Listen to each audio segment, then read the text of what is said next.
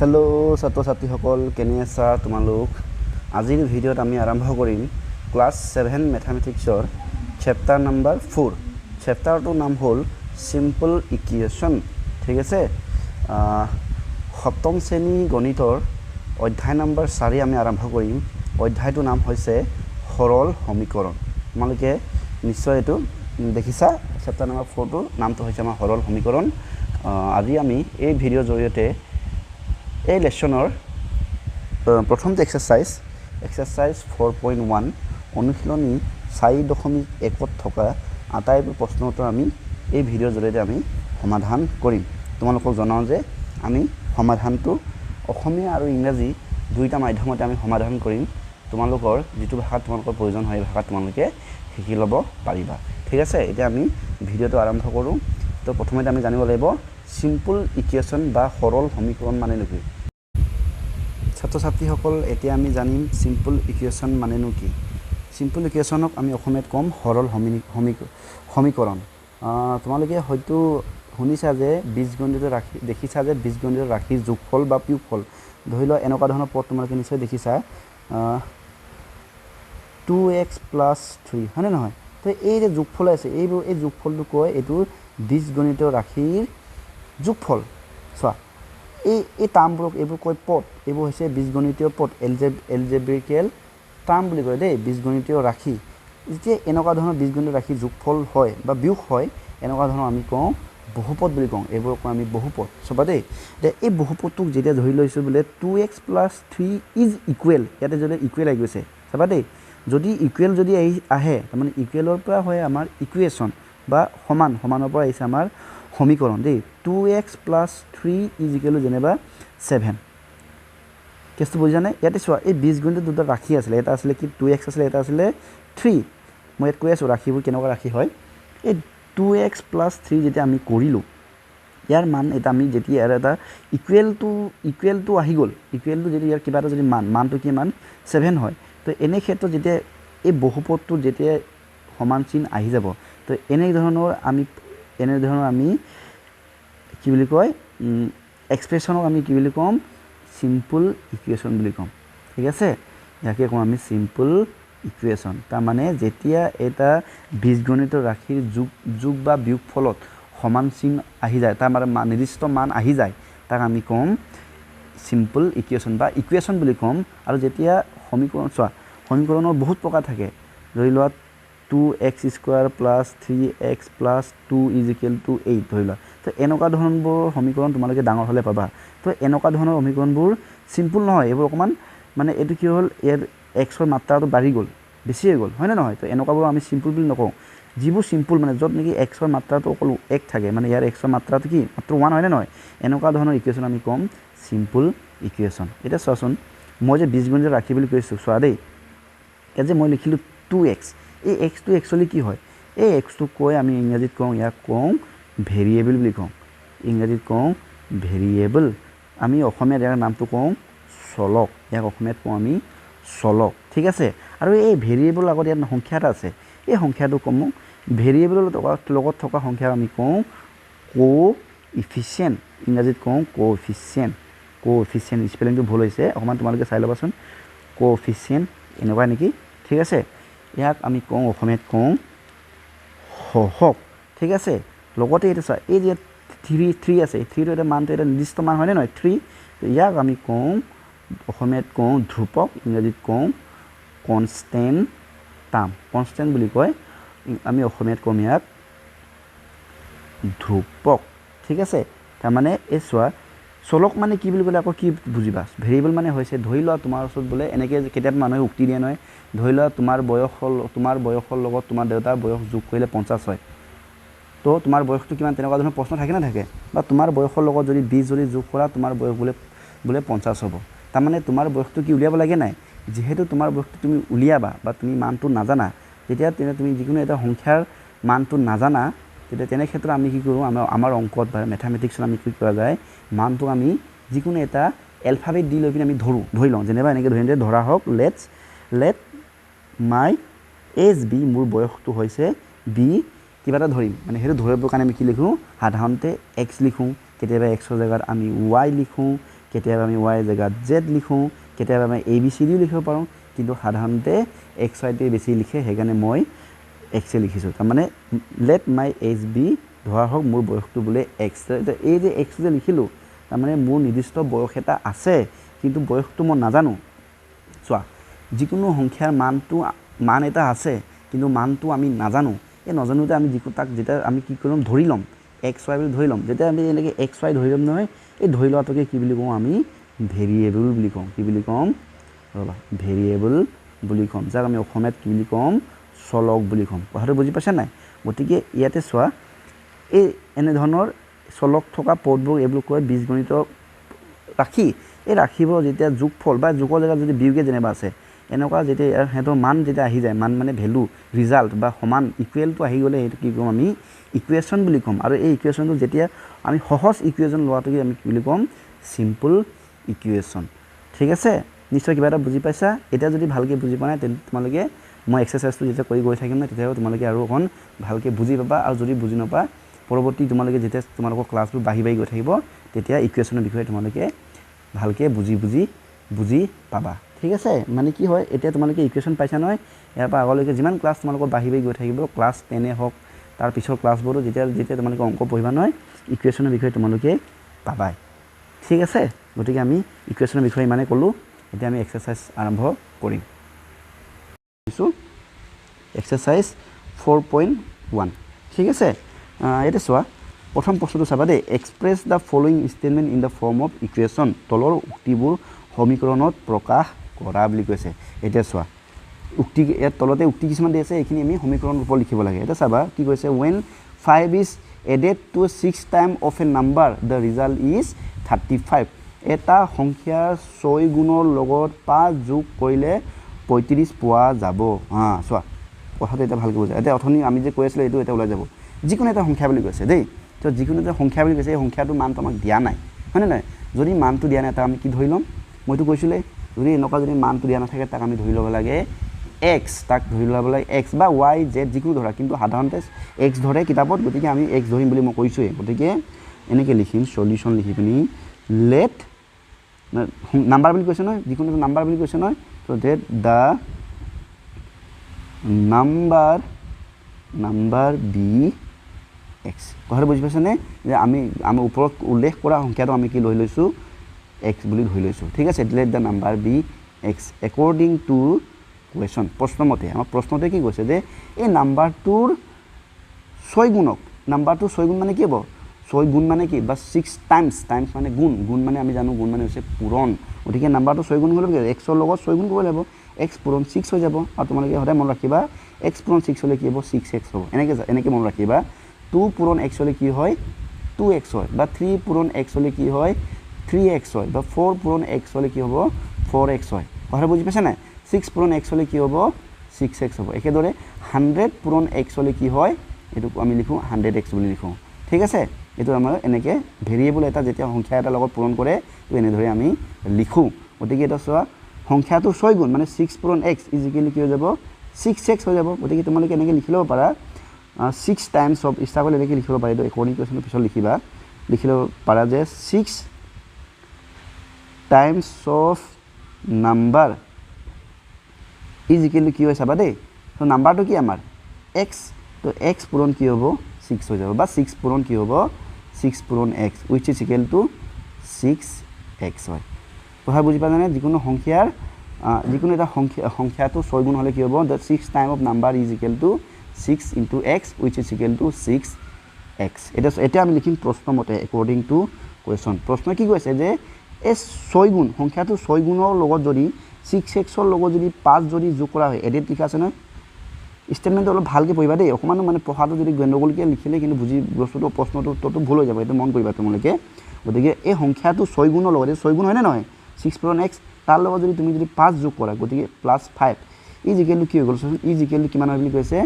Result মানে তাৰ ফলাফলটো কিমান হৈ গৈছে ইজিকেলটো কিমান হয় 35 হয় এটা মোৰ এই ষ্টেটমেণ্টটো চোৱা মই যে যেতিয়া এটা গণিতৰ ভাষা ষ্টেটমেণ্টটো লিখিলোঁ ইয়াতে এটা সমান চিন আহিছে নাই তাৰমানে সমান চিন আহিছে তাৰমানে এইটো কি হয় এটা সমীকৰণ হয়নে নহয় আৰু কি ইয়াতে কি এইবোৰ হৈছে বীজগণিতীয় ৰাশি গতিকে 6x + 5 ইজিকেলটো কি হ'ব 35 এইটো হৈছে আমাৰ কি হৈছে ষ্টেটমেণ্টটো আমি ইকুৱেশ্যনত প্ৰকাশ কৰিলোঁ উক্তিবোৰক আমি সমীকৰণত প্ৰকাশ কৰিলোঁ হয়নে অসমীয়াত লিখিলে এনেকৈ লিখিবা ধৰা হ'ল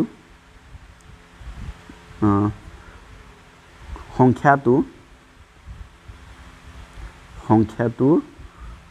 মান x হয়নে নহয় সংখ্যাৰ এনেকৈ লিখিব সংখ্যাৰ 6 গুণ ইজিকেলি কি হ'ব 6 পূৰণ x ইজিকেলি কি হ'ব 6x হয়নে আকৌ প্ৰশ্নৰ মতে প্ৰশ্ন এনেকৈ লিখিবা প্ৰশ্নৰ মতে কি কৈছে যে 6 গুণৰ লগত সংখ্যাৰ 6 গুণৰ লগত 6xৰ লগত যদি 5 যদি যোগ কৰা হয় উত্তৰ কিমান হয় 35 একজেক্টলি সেমে হয় মই অকল ভাষাটো চেঞ্জ কৰি লিখিছোঁ আৰু ওপৰতো ইংৰাজী তলতো অসমীয়া মাধ্যমৰ কাৰণে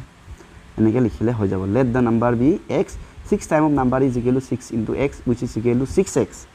according to question 6x plus 5 is equal to 35 ধৰা হ'ল সংখ্যাটোৰ মান x সংখ্যাৰ 6 গুণ ইকুৱেল কি হয় 6 পূৰণ x তাৰ মানটো কি হয় 6x হয় আৰু প্ৰশ্নই কৈছে যে 6 গুণৰ লগত যদি 5 যদি যোগ কৰা হয় সংখ্যাটোৰ 6 গুণ মানে সংখ্যাটো হ'ল x xৰ 6 গুণ মানে x 6x ৰ লগত 5 যোগ কৰা হয় আনসাৰ কিমান হয় 35 হয় এইটো হৈছে আমাৰ ইকুৱেশ্যন নেক্সট আমি গৈছো equation number question number 2 1/4 of the number is equal to 9 এটা সংখ্যাৰ 1/4 1 ভাগৰ 4 মানে x চতুৰ্থাংশ হয় না নহয় গতি কেনেকৈ লিখিম আমি সংখ্যাটো কি ধৰি লম আমি সংখ্যাটো ধৰি লম let the হৰে আমি নাম্বাৰটো কি ধৰিব লাগে x ধৰি ল'ব লাগে দেই নতুবা ইচ্ছা কৰিলে তোমালোকে নাম্বাৰ b x নতুবা x ৰ জায়গা তোমালোকে ইচ্ছা কৰিলে y ধৰিব পাৰা একো প্ৰবলেম নাই তোমালোকে যেনেকৈ ধৰা তোমাৰ কথা কিন্তু বেছি x এ লিখে গতি আমি x এ লিখিম গতিকে এটা সব আমাক 1/4 of number তাৰ মানে কি 1/4 of number এটা সংখ্যাৰ 1/4 মানে কি 1/4 মানে হৈছে 1/4 1/4 of number is equal to কি মানে এটা সংখ্যাৰ 1/4 পূৰণ কি হ'ব x হ'ব which is equal to কি হ'ব 1/4x হ'ব হয় না নহয় এটা প্ৰশ্ন মতে কি কৈছে এই 1/4 of x ৰ লগত 1/4 of number is equal to কি হ'ল কৈছে এই 1/4 of number is equal আমি কি পালো 1/4 of x is equal কিমান হৈ কৈছে is equal to 9 হয় তো এইটো এটা আমাৰ কি হয় সিম্পল ইকুৱেশ্যন তো 1/4 of x is equal to 9 1/4 of x মানে কি নাম্বাৰ হয় না নহয় 1/4 of number is equal to 9 অসমীয়াত লিখিব পাৰা ধৰা হ'ল সংখ্যাটোৰ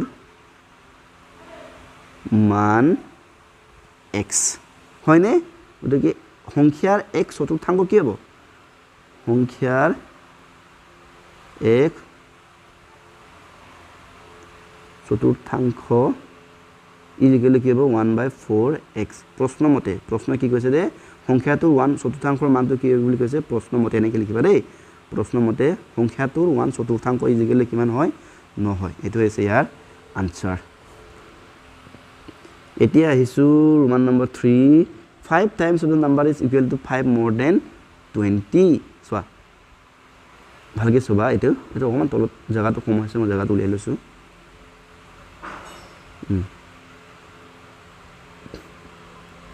5 times of a number is equal to 5 more than 20 ভালকে চাবা আমি সংখ্যাটো এটা নাম্বাৰ এটা দিছে নহয় নাম্বাৰটো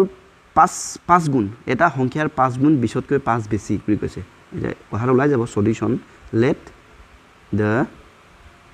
number সংখ্যাটো আমি সদায় কি ধৰি লম x ধৰি লম নাম্বাৰ b x এটা চাবা প্ৰশ্ন মতে ইয়া ডাইৰেক্ট প্ৰশ্ন মতে লিখিছো প্ৰশ্ন মতে কি কৈছে যে সংখ্যাটোৰ 5 গুণ গতিকে সংখ্যাটোৰ 5 গুণ লাগিব 5x হ'ব হয় নহয় 5 গুণ 5 ৰ x ৰ লগত 5 পূৰণ কৰিব লাগিব সংখ্যাৰ 5 গুণ মানে সংখ্যাটো পূৰণ 5 হ'ব ইজিকেলি কি হ'ব 5x হ'ব হয় নহয় তো 5x of 5x is equal to মানে সংখ্যাটো 5 গুণটো কাৰ লগত সমান হয় বুলি কৈছে 20 তকৈ 5 বেছি সো 20 তকৈ 5 বেছি মানে কি 20 যোগ 5 হ'ব হয় নহয় তো 5x is equal to কি হয় 20 তকৈ 5 বেছি 20 plus 5 তো 5x is equal to কি হ'ব 20 plus 5 is equal to কি হ'ব 25 এইটো হৈছে আমাৰ আনসাৰ তো 5x is equal to 25 এইটো হৈছে আমাৰ সিম্পল ইকুৱেশ্যন হয় নহয় তো আমি অসমীয়াত এনেকৈ লিখিম ধৰা হওক বা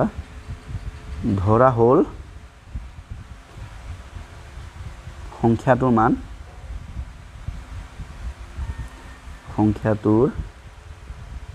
মান কিমান x সো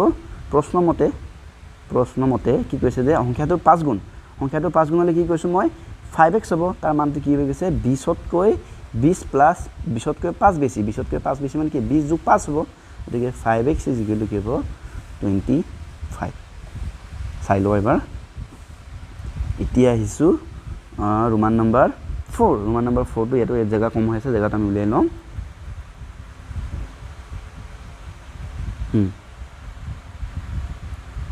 চোৱাচোন প্ৰশ্নটো চোৱা ৰবা to get a 10 a 3 to 10 7 times of a number 10 পাবলৈ এটা সংখ্যাৰ 7 গুণৰ লগত 3 যোগ কৰা বুলি কৈছে তাৰ মানে যিকোনো এটা সংখ্যা এই সংখ্যাটো 7 গুণৰ লগত যদি 3 যদি যোগ কৰোঁ তেতিয়া আমি কি পাম 10 পাম কথাটো বুজি পাইছানে সংখ্যা এটা আছে সংখ্যাটো ধৰিলো আমি x ধৰিম এই x ৰ 7 গুণ তাৰ মানে 7x হ'ব ইয়াৰ লগত 3 যোগ কৰিলে আমাৰ উত্তৰ কিমান হৈ গৈছে 10 হৈ গৈছে মানে 10 পাব হলে এই 10 টো পাব হলে সংখ্যা এটা 7 গুণ কৰি পিনি তাৰ লগত কি যোগ কৰিব লাগিব 3 যোগ কৰিব লাগিব তেতিয়া উত্তৰ কি হয় বুলি কৈছে 10 হয় বুলি কৈছে গতিকে এটোকে আমি লিখিব লাগিব এটো হ'ব 7x + 3 10 হ'ব ইয়াক আমি এনেকৈ লিখিম let solution বুলি লিখি এনেকৈ লিখিব পাৰিবা solution let the number be x হৈছে let the number be x তবা আমাক কি কৈছে যে নাম্বাৰৰ সংখ্যাটো কি বুলি কৈছে প্ৰশ্নমতে ডাইৰেক্ট লিখিছো আৰু যে সংখ্যাটো 7 গুণ সংখ্যাটোৰ 7 গুণৰ লগত মানে 7x ৰ লগত যদি 3 যদি যোগ কৰা হয় 7 times of the number is added to 3 বুলি কৈছে নহয় 7 গুণৰ লগত 3 যোগ কৰিলেহে কি পাম কৈছে 10 পাম কৈছে গতিকে সংখ্যাটো 7 গুণ 7 পূৰণ x 7x + 3 কৰিলে কি হ'ব আমি 10 পাম হৈ গল একদম সমুসমুকে লিখি দিছো নহলে অকমান দীঘল কৰি লিখিব পাৰি একো ডাঙৰ কথা নহয় কিন্তু এনেকৈ ডাইৰেক্ট লিখিলেও তোমালোকে নম্বৰ পাই যাবা 1 মাৰ্কৰ কাৰণে আহে কেতিয়াবা অসমীয়া লিখিম আমি ধৰা হল যে সংখ্যাটোৰ মান একে সংখ্যাৰ মান x প্ৰশ্নমতে কি কৈছে 7x + 3 কি হয় 10 হয় এটো হৈছে আমাৰ আনসাৰ আকৌ আহিছে এবাৰ 5 নম্বৰ প্ৰশ্ন লাগিছো Roman number 5 when 4 is subtracted from 1/5 of a number the result is 4 এটা সংখ্যাৰ 1/5 পৰা 4 বিয়োগ কৰিলে 2 পোৱা যায় 2 হ'ব লাগিছিল দেই 2 পোৱা যাব এটো চোৱা ওলাই আছে সলিউশন সংখ্যাটো আমি ধৰি লম x let the number be x মানে নহয় সংখ্যাটো আমি ধৰি লৈছো x এটা সো আমাক কি বুলি কৈছে প্ৰশ্নমতে according to question প্ৰশ্ন কি কৈছে যে এই সংখ্যাটোৰ 1/5 মানে 1/5 অফ নাম্বাৰ মই 1/5 হলে কি হ'ব 1/5x ৰ লগত কি বুলি কৈছে subtracted when 4 is 4 যদি বিয়োগ কৰা হয় -4 যদি কৰা হয় তেতিয়া আনসাৰ কি হয় বুলি কৈছে 2 is equal to 2 কথাটো বুজি পালানে সংখ্যা এটা আছিল ইয়াৰ 1/5 মানে হলে 1/5 1/5 of x তাৰ মানে 1/5x মাইনাস হেতু পৰা যদি 4 যদি বিয়োগ কৰে -4 যদি কৰা হয় ইজ ইকুৱেল টু কিমান হয় 2 হয় এটো হৈছে ইয়াৰ আনসাৰ তো ধৰা হল এটো একেবাৰে ধৰা হল সংখ্যাৰ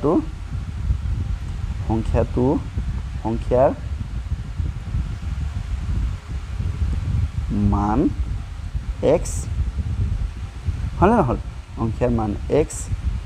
অতকে প্ৰশ্নমতে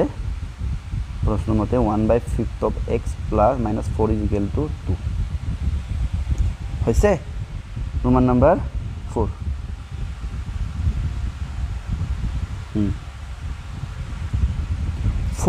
4 time of p is equal to 20 এটা চোৱা এতে মানে সংখ্যাটো দিছে সংখ্যাটো কি আমাৰ p p যদি 4 গুণ যদি কৰা হয় p যদি 4 গুণ কৰা হয় তেতিয়া মান কিমান হয় বুলি কৈছে ইকুৱেল টু 20 গতিকে একদম বেষ্ট সলিউশন ইয়াৰ কি ইয়াত ধৰিব নালাগে আৰু ধৰিব মানে সংখ্যাটো ধৰিব নালাগে আৰু লিখিত আছে সংখ্যাটো কি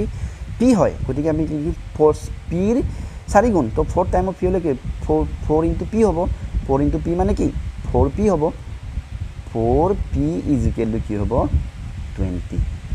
বুজি পালানে এটা লাইনটো লিখিলো যদি ইচ্ছা কৰা তোমালোকে কেনেকৈ লিখিব পাৰা 4 টাইম অফ ৰ'বা 4 টাইম অফ পি ইজিকেলি আমি লিখিব পাৰোঁ যে 4 into P wish is equal two 4p তাৰমানে যিকোনো সংখ্যাৰ লগত যেনিবা 2 ইনটু যেনিবা b ইয়াৰ মানটো হ'ব 2b মানে বা 3 ইনটু যেনিবা c is equal two 3c আমি এনেকৈ লিখোঁ সংখ্যা আৰু যিকোনো এলফাবেটৰ মাজত যেতিয়া পূৰণ হয় আমি দুটা একেলগে লিখোঁ পূৰণ কৰিলে হৈ গ'ল এতিয়া চোৱা আমাক কি কৈছে প্ৰশ্নমতে একৰ্ডিং টু কুৱেশ্যন কি কৈছে 4p মানটো কি কৈছে সংখ্যা p 4 গুণ কৰিলে উত্তৰ কিমান কৈছে 20 হয় এতিয়া আমি কি লিখিম 4p ইজ ইকুৱেল টু 20 ইয়াতে সমান চিন আহি গ'ল নহয় গতিকে এইটো এটা আমাৰ সমীকৰণ মূলতঃ তোমালোকে ভালকৈ মন দিবা এটা কি থাকে সমান চিন থাকিবই দ্বিতীয়তে এটা কি থাকিব লাগে চলক থাকিব লাগে কি থাকিব লাগে চলক ভেৰিয়েবল এই যে এলফাবেট থাকে যে a b x y এনেকুৱা থাকিব লাগে এই থাকিলে গম পাবা আৰু এইটো হৈছে সমীকৰণ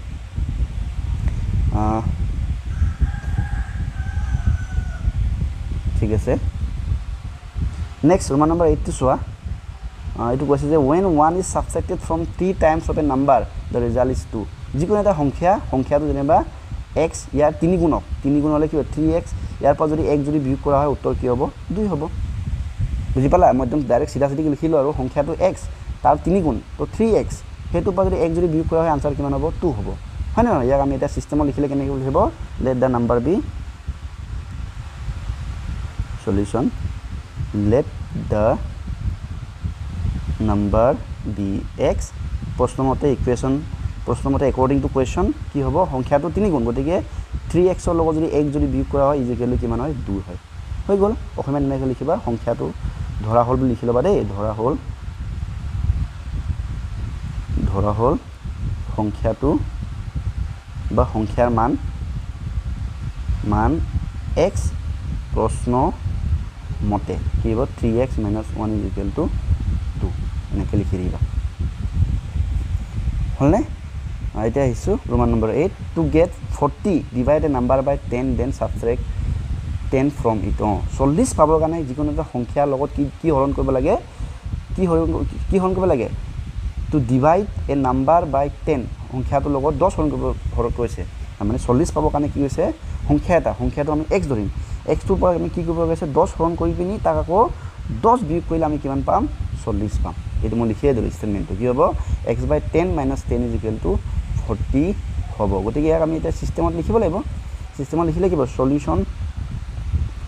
let the number be x প্ৰশ্নমতে একৰ্ডিং টু কুৱেশ্যন সংখ্যাটো কি কৈছে তো 40 পাবৰ কাৰণে কি কৈছে সংখ্যাটোৰ লগত কি হৰণ কৰিব কৈছে 10 তো x by 10 divided by 10 then subtract মানে মাইনাছ হয় নে নহয় ছাবট্ৰেক্ট মানে বিয়োগ কৰি কিমান 10 বিয়োগ কৰিলে কিমান হ'ব কৈছে 40 হ'ব সেইটোৱে গতিকে অসমীয়াত লিখা ধৰা হ'ল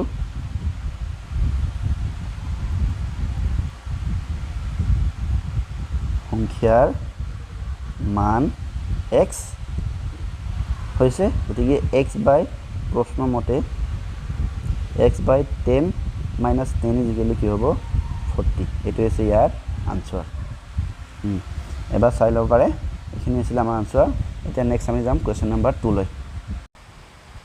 কুৱেশ্যন নম্বৰ 2 কৈছে যে write the following equations in statement তলৰ সমীকৰণবোৰ উক্তি আকাৰত লিখা ছাত্ৰ ছাত্ৰীসকল আমি যেতিয়া কুৱেশ্যন নম্বৰ 1 কৰিছিলোঁ তাতে আমাক কি আছিলে উক্তি দিয়া আছিলে উক্তিটো আমি কি কৰিছিলোঁ সমীকৰণলৈ পৰিৱৰ্তন কৰি লিখিছিলোঁ হয় নে নহয় এতিয়া আমাৰ ইয়াতে সমীকৰণ দিয়া আছে ইয়াক কি কৰিব লাগে উক্তি কৰি মানে উক্তি আকাৰত লিখিব লাগে বুলি আমাক কৈছে এতিয়া চাবা দেই আমাৰ সমীকৰণটো কি 3x - 4 ইজ ইকুৱেল টু 5 তাৰমানে ইয়াতে চোৱা xটো কি হয় যিকোনো এটা সংখ্যা হয় নহয় যাক আমি ধৰি লোৱা সংখ্যা গতিকে আমি ইয়াত কি হৈছে তাৰমানে যিকোনো এটা এনেকৈ লিখিব লাগিব যিকোনো সংখ্যাৰ 3 গুণক xটো আমাৰ এটা যিকোনো এটা সংখ্যা হয়নে নহয় তো যিকোনো এটা সংখ্যাৰ 3 গুণক 4ৰ লগত বিয়োগফল কৰিলে আমি কিমান পাম 5 পাম কথাটো বুজি পাইছানে xটোক আমি সংখ্যা বুলি ধৰি লৈছোঁ যিকোনো এটা সংখ্যা ন এই যিকোনো এটা সংখ্যাৰ লগত 3 গুণ কাৰণ xটোৰ লগত 3 পূৰণ হৈ আছে নহয় গতিকে যিকোনো সংখ্যাটোৰ লগত যদি 3 গুণ যদি পূৰণ কৰিছোঁ তেন্তে কি হ'ব 3 গুণ কৰি তাৰ লগত যদি 4 যদি বিয়োগ কৰোঁ তাৰ মানটো কিমান হ'ব 5 হ'ব বা কোনো সংখ্যাক আমি কি কৰিম এটা সংখ্যা লিখিব পাৰোঁ বা যিকোনো এটা সংখ্যা বুলি লিখিব পাৰোঁ গতিকে ইয়াক আমি এনেকৈ ইংৰাজীত এনেকৈ লিখিব লাগিব সলিউশ্যন এ thrice মানে হয় মানে 3 টাইমছ thrice মানে 3 টাইমছ লিখিব পাৰা 3 time of number 3 time of A number is subtracting with 4 and get the result 5 এনেকৈ লিখিলে হ'ব সো ষ্টেটমেণ্টটো তোমালোকৰ কিতাপৰ উত্তৰত ইয়াতে বেলেগকৈ লিখিব পাৰে বা কোনোবাই বেলেগকৈ লিখিব পাৰে খালি কথাটো কি হৈছে তুমি যেতিয়া লিখিবা তেতিয়া উত্তৰটো ওলালে হ'ল ইয়াক তুমি ইচ্ছা কৰিলে এনেকৈ লিখিব পাৰা subtracting 4 with 3 times of a number result is 5 এনেকৈ লিখিব পাৰা ঠিক আছে চোৱা অৰ্থটো ওলাবহে লাগে তুমি মোক কৈছে এটা নাম্বাৰ এ 3 চোৱা এনেকৈ লিখিব পাৰা এটো নালাগে ইয়াতে হ'ব এ 3 টাইমছ অফ এ নাম্বাৰ যিকোনো এটা নাম্বাৰ 3 গুণক যদি কিহেৰে 4 ৰে বিয়োগ কৰিলে ৰিজাল্ট কি হয় and the result is 5 এনেকৈ লিখিলে হ'ব মানে যিকোনো এটা সংখ্যাৰ 3 গুণক যদি 4 ৰে যদি বিয়োগ কৰে তেনে আনসাৰ ৰিজাল্ট কি হয় 5 হয় হেতুকে এটো আমাৰ ইকুৱেশ্যন হিচাপে দিয়া আছে আমি ইয়াকে এটা ষ্টেটমেন্ট আকাৰত লিখিলো অসমীয়া মাধ্যমত লিখিলে কি হ'ব এটা সংখ্যাৰ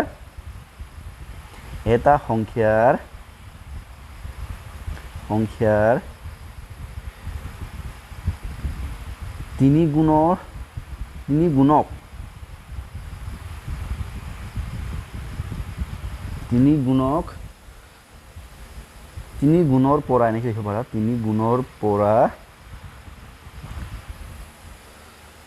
4 বিয়োগ কৰিলে কিমান পায় কৰিলে 5 পোৱা যায় এনেকৈ লিখিলে হ'ব বা 5 পোৱা যাব হৈছে নিশ্চয় বুজি পাইছা আমি ইকুৱেশ্যন নম্বৰ ৰোমান নম্বৰ 2 টো কৰিম ৰোমান নম্বৰ 2 টো কি আছে এটা সংখ্যাটো কি দেখাইছে m বুজাইছে ন গতিকে এটা সংখ্যাক যদি 3 ৰে হৰণ কৰি যদি 6 যোগ কৰো তেন্তে ৰিজাল্ট কি হয় 11 হয় কথা বুজি পাইছা নহয় number is divided by 3 and adding with 6 and the result is 11 so তুমি এনেকৈ লিখিব পাৰা নহলে ডাইৰেক্ট m বুলি লিখিব পাৰা m is চাবা দেই solution m is divide with but divided by 3 and added 8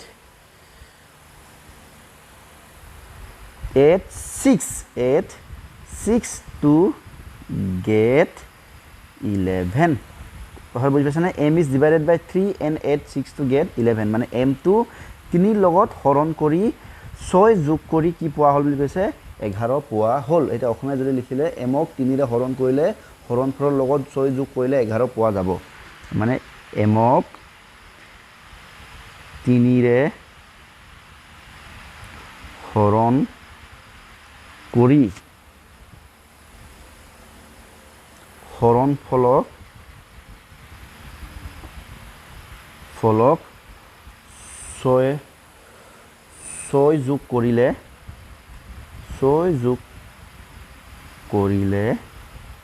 6 যোগ কৰিলে 5 পোৱা যাব ঠিক আছে এটা তোমালোকে চাবা তোমালোকে ভাবিব পাৰে যে আগৰটোত x টোত এটা সংখ্যা লিখিলো m টোত m লিখিছো বুলি ভাবিব পাৰে ইয়াতে চোৱা m ৰ জায়গাত তোমালোকে ইচ্ছা কৰিলে এটা সংখ্যা বুলি লিখিবা দেই এটা সংখ্যা কেনেকৈ লিখিব পাৰা বা এইটো ইংৰাজী আছে নহয় এ নাম্বাৰ ঠিক আছে এ number is divided by 3 and 8 6 to get 11 তো m ৰ জায়গাত তোমালোকে ইচ্ছা কৰিলে এটা সংখ্যা কেনেকৈ লিখিব পাৰা দেই কোনো একো ভুল নহয় m বুলি লিখিলো বা এটা সংখ্যা বুলি লিখিলো হয় এটা সংখ্যাক 3 ৰে হৰণ কৰি হৰণফলক 6 ৰে যোগ কৰিলে 5 পোৱা যাব এনেকৈ লিখিব পাৰা কিন্তু তোমালোকৰ কিতাপত মানে এই সংখ্যাটোৰ জায়গাত m ক m বুলি মানে মেনশন কৰিছে গতিকে আমি ইয়াক m বুলি লিখিম ঠিক আছে মই আকৌ বাৰে বাৰে কৈছো m ৰ জায়গাত এটা সংখ্যা বা a নাম্বাৰ বুলি লিখিলো ভুল নহয় হৈছে এটা তলৰখিনি মই উত্তৰখিনি লিখি থৈছো তোমালোকে ডাইৰেক্ট চাই লবা এতিয়া মই লিখি দি চাই লোৱা তোমালোকে এতিয়া এই 3 নম্বৰটো চোৱা কি কৈছে 7v is equal to 42 ইয়াক আমি কি লিখিছো 7 times of a number is equal to 42 তাৰ মানে এটা সংখ্যাৰ 7 গুণ কি হয়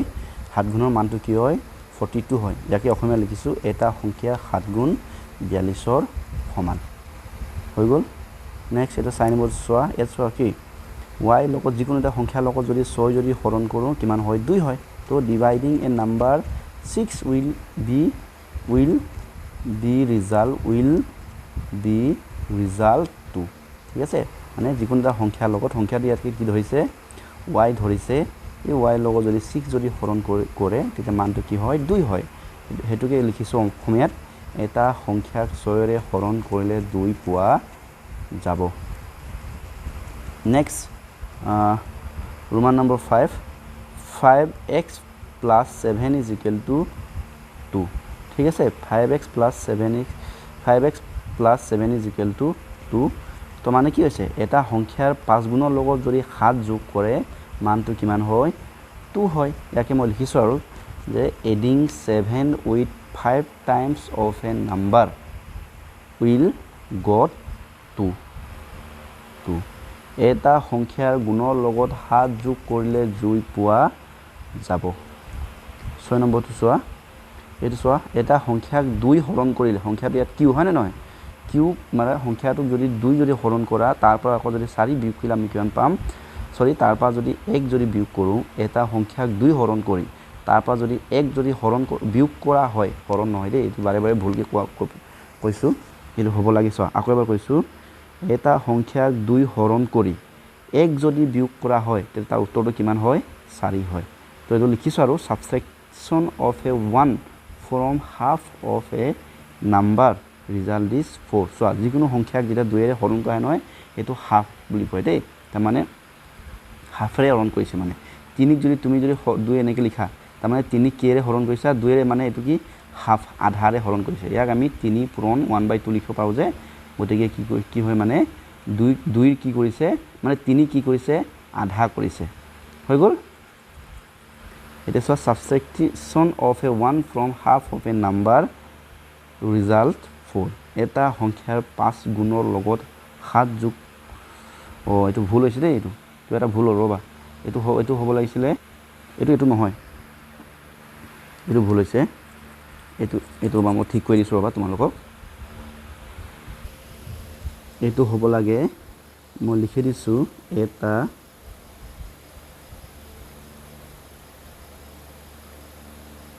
সংখ্যাৰ আধাৰ সংখ্যাটো আধাৰ ন আধাৰ পৰা 1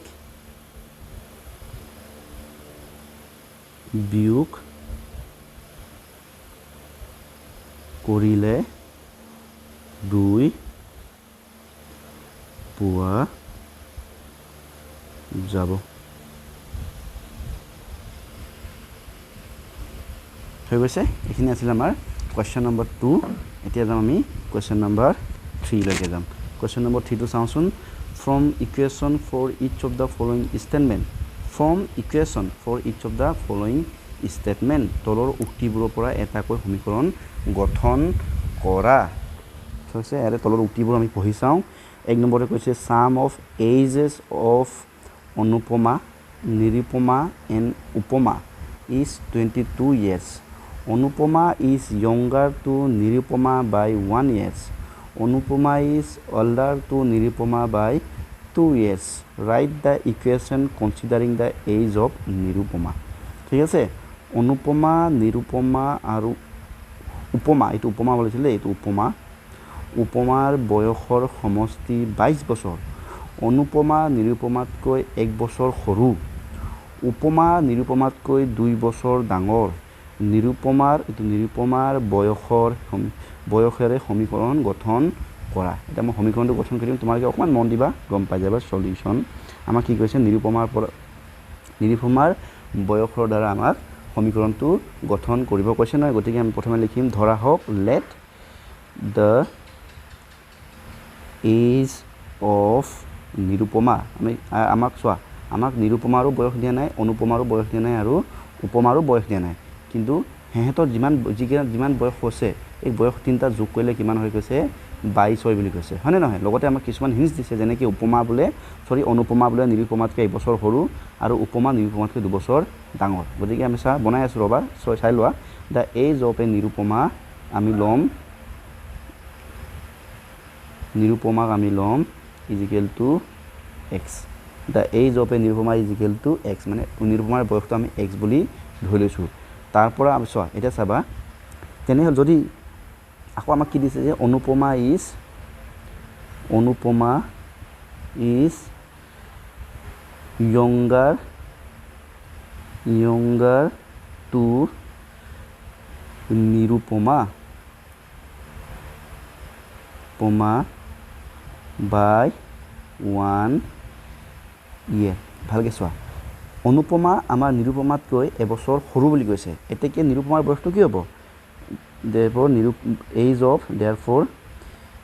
age of অনুপমা আকৌ এবাৰ কৈছোঁ নিৰুপমাৰ বয়স x ঠিক আছে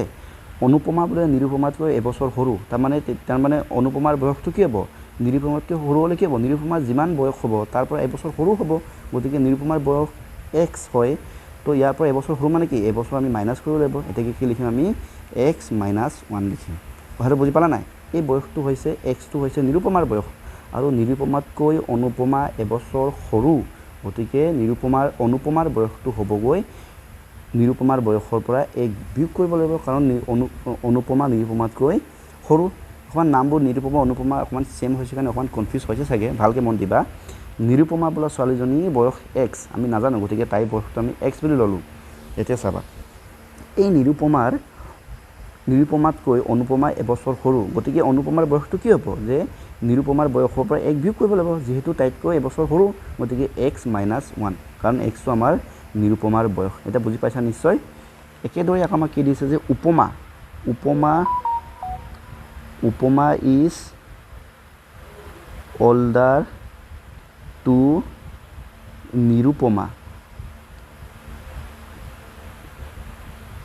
নিৰুপমা বাই কিমান 2 years আকৌ উপমা বোলা ছোৱালীজনী আমাৰ নিৰুপমাতকৈ যাক আমি x ধৰি লৈছোঁ না নিৰুপমাৰ যাৰ বয়সটো আমি x ধৰি লৈছোঁ নহয় তো নিৰুপমাতকৈ 2 বছৰ ডাঙৰ এতিয়া তেনেহ'লে চোৱা উপমা নিৰুপমাতকৈ 2 বছৰ ডাঙৰ তেন্তে এজ অফ উপমা ইজিকেল কি হ'ব নিৰুপমাৰ বয়সটো x যদি হয় উপমাৰ বয়সটো 2 বছৰ বেছি হ'লে কি হ'ব নিৰুপমাতকৈ 2 বছৰ ডাঙৰ তেন্তে নিৰুপমাৰ বয়সৰ লগত 2 যোগ কৰিব লাগিব নিৰুপমাৰ বয়সটো x হয় উপমা তাইতকৈ 2 বছৰ ডাঙৰ গতিকে x প্লাছ কি হ'ব 2 হ'ব এতিয়া আমি ইয়াতে x years লিখিব পাৰা ঠিক আছে এইটো ইজিকেল টু years লিখিব পাৰা is equal two x plus 2 years হৈ গ'ল এটা কি চোৱা প্ৰশ্নমতে একৰ্ডিং টু কুৱেশ্যন প্ৰশ্নই কি কৈছে যে নিৰুপমা অনুপমা আৰু উপমা তিনিটা যদি বয়সকেইটা যদি যোগ কৰোঁ তেতিয়া কি বুলি কৈছে যে ইজিকেল কিমান হয় 21 হৈ গৈছে তো প্ৰশ্ন কি হৈছে যে age of Nirupama plus age of Anupama plus age of Upama equal কিমান বুলি দিছে আমাক 22 এটা চোৱা আমি এজ অফ নিৰুপমা কিমান লৈছিলোঁ নিৰুপমাৰ বয়সটো কিমান লৈছিলোঁ নিৰুপমাৰ বয়স লৈছিলোঁ x আৰু অনুপমাৰ বয়সটো আমি এটা x ধৰোঁতে কিমান পালোঁ x - 1 পালোঁ গতিকে লিখিম x - 1 আকৌ প্লাছ এজ অফ উপমাৰ বয়সটো কি x plus 2 ইজিকেল কিমান 22 ঠিক আছে ইয়ালৈকে এতিয়া অকণমান তললৈ লৈ লওঁ এইখিনি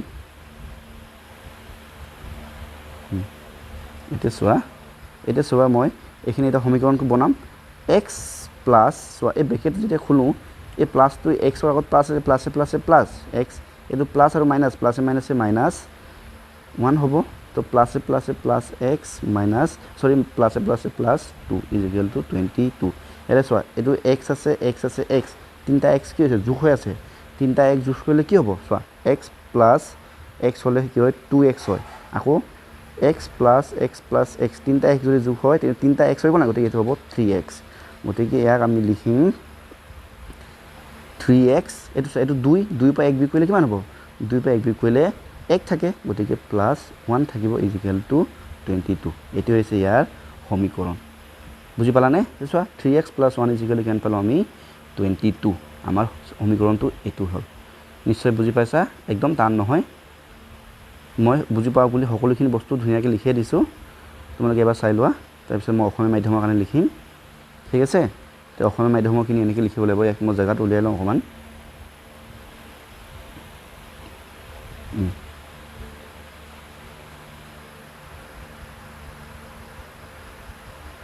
সমাধান এতেকে ধৰা হোক আমি ধৰাৰ পৰা আমি ন নিৰূপমাৰ বয়সটো আমি ধৰি লম ধৰা হ'ল নিৰূপমাৰ বয়স x বছৰ আকৌ আমাক কি দিছে যে অনুপমা অসমীয়াতে লিখিব লাগিব ন অনুপমা নিৰূপমাতকৈ 1 বছৰ সৰু এতেকে মানে এতেকে অনুপমাৰ বয়স কিমান হ'ব অনুপমা তেন্তে অনুপমাৰ বয়স হ'ব অনুপমাৰ বয়স হ'বগৈ কিমান x - 1 কাৰণ নিৰূপমাতকৈ এবছৰ সৰু হয় না নহয় গতিকে x - 1 বছৰ আকৌ উপমা আকৌ নিৰূপমাতকৈ 2 বছৰ ডাঙৰ বুলি কৈছে উপমা নিৰূপমাতকৈ 2 বছৰ ডাঙৰ এতেকে নিৰূপমাৰ বয়সটো হ'বগৈ আমাৰ নিৰূপমাৰ বয়স হ'ব x plus 2 বছৰ ঠিক আছে এতিয়া লিখিম প্ৰশ্নমতে ন প্ৰশ্নমতে ঠিক আছে এই অনুপমাতে এইটো অন্ত হৈ গ'ল এইটো অকণ ঠিক কৰি দিওঁ ন এইটো অকণমান ভুল হৈ আছে এইটো হ'ব লাগে আমাৰ অনুপমা ৰ'বা এইটো অনুপমা হ'ব লাগে দেই ঠিক আছে এতেকে চোৱা প্ৰশ্ন কি কৈছে যে নিৰূপমাৰ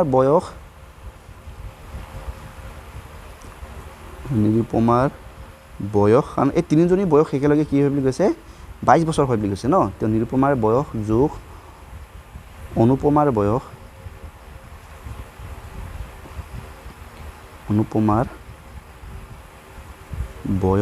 যোগ উপমাৰ বয়স ইজিকেলি কিমান হয় 22 হয় নিৰূপমাৰ বয়সটো আমি লৈছোঁ x অনুপমাৰ বয়স হ'ল x - 1 আৰু অনুপমাৰ হ'ল x - 1 আৰু উপমাৰ হ'ল x plus 2 অনুপমা নিৰূপমা উপমা তিনিটা নামবোৰ প্ৰায় সাউন্ড একেটো এখানে কোনটা অলপ কনফিউজ হৈছে দেই তোমালোকে এখানে ভালকে চাই যাবা শুনি যাবা ইকুৱেল টু 22 এটাকে এটা আমি কৰিছো x - 1 plus x plus 2 equal to 22 x চিন্তা আছে কাৰণে 3x হ'ব 2 পৰা 1 গলে থাকিল x ইকুৱেল টু 22 এটো হৈছে আমাৰ সমীকৰণ এবাৰ চাই লবা অসমীয়া মাধ্যমৰ বাবে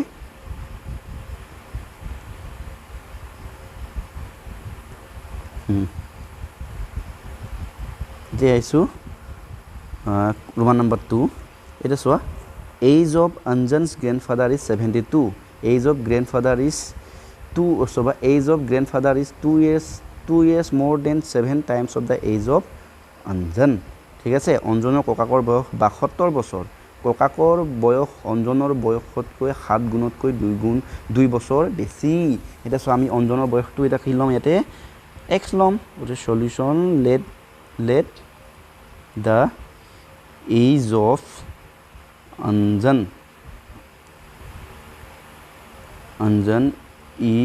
Anjan is equal to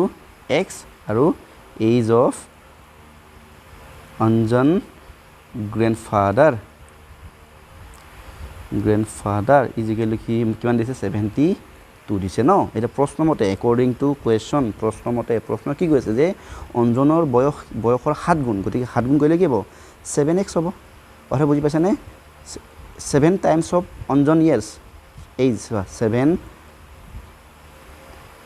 7 ৰবা কি আছিলে 7 ইয়াৰ্ছ 7 টাইমছ অফ অঞ্জন বস্তুতে দেখাইছোঁ ৰবা অঞ্জন এজ ইজিকেলি কি হ'ব 7 পূৰণ অঞ্জনৰ এজটো কি লৈছোঁ আমি এক্স লৈছোঁ নাই গতিকে 7 ইনটু এক্স হ'ব wish is equal two 7x হয়নে নহয় এতিয়া চোৱা এতিয়া আমি নেক্সট লিখিম আমি প্ৰশ্নমতে একৰ্ডিং টু কুৱেশ্যন এতিয়া প্ৰশ্নমতে কি কৈছে যে অঞ্জনৰ বয়সৰ 7 গুণৰ লগত 2 যোগ কৰিলে কি হ'ব কৈছে প্ৰশ্নমতে 7 times of Anjan age plus 2 is equal to কি হৈ গৈছে অঞ্জনৰ গ্ৰেণ্ডফাদাৰৰ বয়স হৈ বুলি কৈছে অঞ্জনৰ গ্ৰেণ্ডফাদাৰ এজ প্ৰশ্নমতে ভালকৈ লিখিবলৈ দিছোঁ যাতে তোমালোকে বুজি পাওঁ হয়নে নহয় তো 7 টাইমছ অফ অঞ্জন এজটো কি 7x হয়নে নহয় plus 2 is equal to Anjan grandfather এজটো কিমান 72 এইটো হৈছে এইটো আমাৰ সমীকৰণ নিশ্চয় বুজি পাইছা চাই লোৱা আমি এটা অসমীয়াত কৰিম সমাধান গতিকে আমি লিখিম ধৰা হ'ল অঞ্জনৰ বয়স x আৰু অঞ্জনৰ ককা লিখা আছে নে কি লিখা আছে অঞ্জনৰ ককাকৰ বয়স কিমান 72 বছৰ তোমালোকে এইজ বছৰ বুলি লিখিব পাৰা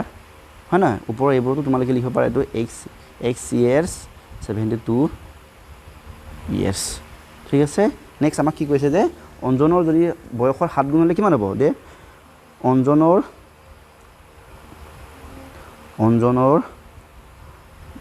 বয়সৰ 7 গুণ বুলি আছে নে কেনেকৈ আছে আমাক 7 গুণ হ'লে কি হ'ব 7 ইনটু অঞ্জনৰ বয়সটো x গতিকে 7 into x is equal two 7x ইয়ালৈকে ঠিকে আছে তো এটা সব প্ৰশ্নমতে প্ৰশ্নই কি কৈছে যে একৰ্ডিং টু কুৱেশ্যন এইটো তোমালোকে প্ৰশ্ন মতে লিখিবা যে কি কৈছে যে অঞ্জনৰ বয়সৰ 7 গুণ এই 7 গুণটো 7x ৰ লগত যদি 2 যোগ কৰা হয় তো এনেকৈ লিখা অঞ্জনৰ বয়সৰ 7 গুণৰ লগত যদি 2 যোগ কৰা হয় তেন্তে কি পাওঁ আমি কৈছে অঞ্জনৰ ককাকৰ বয়স পাওঁ অঞ্জনৰ এইটো ৰ হ'ব লাগে অঞ্জনৰ ককাৰ বয়স গতিকে অঞ্জনৰ বয়সৰ 7 গুণ কিমান 7x plus 2 is equal to অঞ্জনৰ ককাৰ বয়স 72 এইটো হৈছে আমাৰ সমীকৰণটো নিশ্চয় হৈছে তোমালোকৰ এতিয়া আমি যাম Roman number 3 perimeter of square is 32 centimetre এটা বৰ্গৰ পৰিসীমা কি কৈছে 32 সেন্টিমিটাৰ এতিয়া আমি এইটো ইয়াক কেনেকৈ লিখিম চাবা দেই ইয়াত বৰ্গৰ পৰিসীমা কেনেকৈ লয় বৰ্গৰ পৰিসীমাটো আমাৰ ফৰ্মুলাটো হৈছে 4 ইনটু সাইড হয়নে নহয় গতিকে 4 পূৰণ বাহু এতিয়া এই বাহু যুক্ত আমি কি ল'ম x বুলি ল'ম গতিকে এনেকৈ লিখিম solution let side of square be X হয়নে নহয় আৰু আমাক কি দিছে পেৰিমিটাৰ অফ দিছে পেৰিমিটাৰ অফ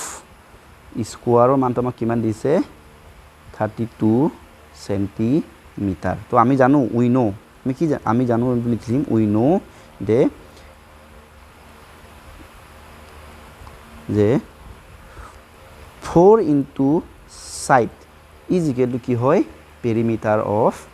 এইটো ফৰ্মুলা হয় তোমালোকে আগত পাইছা পেৰিমিটাৰ অফ মানে বৰ্গৰ পৰিসীমা পেৰিমিটাৰ অফ স্কোৱাৰ হৈছে 4 ইনটু সাইডটো আমি কি ধৰিছোঁ সাইডটো ধৰিছোঁ আমি x বুলি ধৰিছোঁ গতিকে 4 into x is equal two perimeter of square কিমান দিছে 32 গতিকে পেৰিমিটাৰ অফ স্কোৱাৰৰ জেগাত আমি লিখিম 32 সেন্টিমিটাৰটো নিলিখিলে হ'ব গতিকে 4 into x is equal two 4x is equal two 32 এইটো হৈছে আমাৰ সমীকৰণ বা ইকুৱেশ্যন চাই লোৱা আমি এটা অসমীয়াত লিখিম অসমীয়াত এনেকৈ লিখিব লাগিব এই জেগাত অকণ ওলাই লওঁ ন ফুলত জেগাত ওলাই গৈছে ঠিক আছে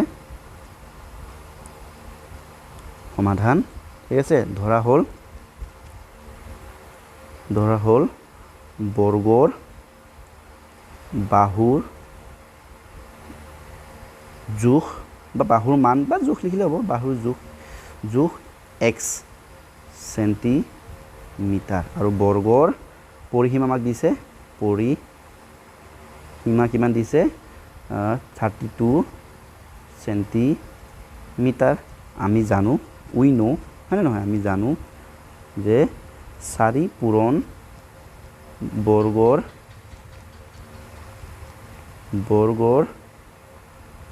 বাহুৰ জোখ হলে কি হয় বৰ্গৰ পৰিসীমা হয় পৰিসীমা ঠিক আছে আখৰবোৰ অকমান স্পীডকৈ লিখা আছে কাৰণে অলপ বেয়া হৈছে সেইকাৰণে মই লিখি যাওঁতে পঢ়ি গৈছোঁ তোমালোকে মন দি যাবা এতিয়াকে 4 পূৰণ বৰ্গৰ বাহুৰ জোখটো কি লৈছোঁ x লৈছোঁ 4 * x = বৰ্গৰ পৰিসীমা 32 সেন্টিমিটাৰ তো 4 * x মানে কি 4x = 32 এতিয়া আহিছোঁ ৰোমান নম্বৰ 4 ৰোমান নম্বৰ 4টোৱে কৈছে যে Roman's father bought potato at rate of 20 per kg and onion at rate of 10 per kg. He paid the shopkeeper 20 after paying 1 kg less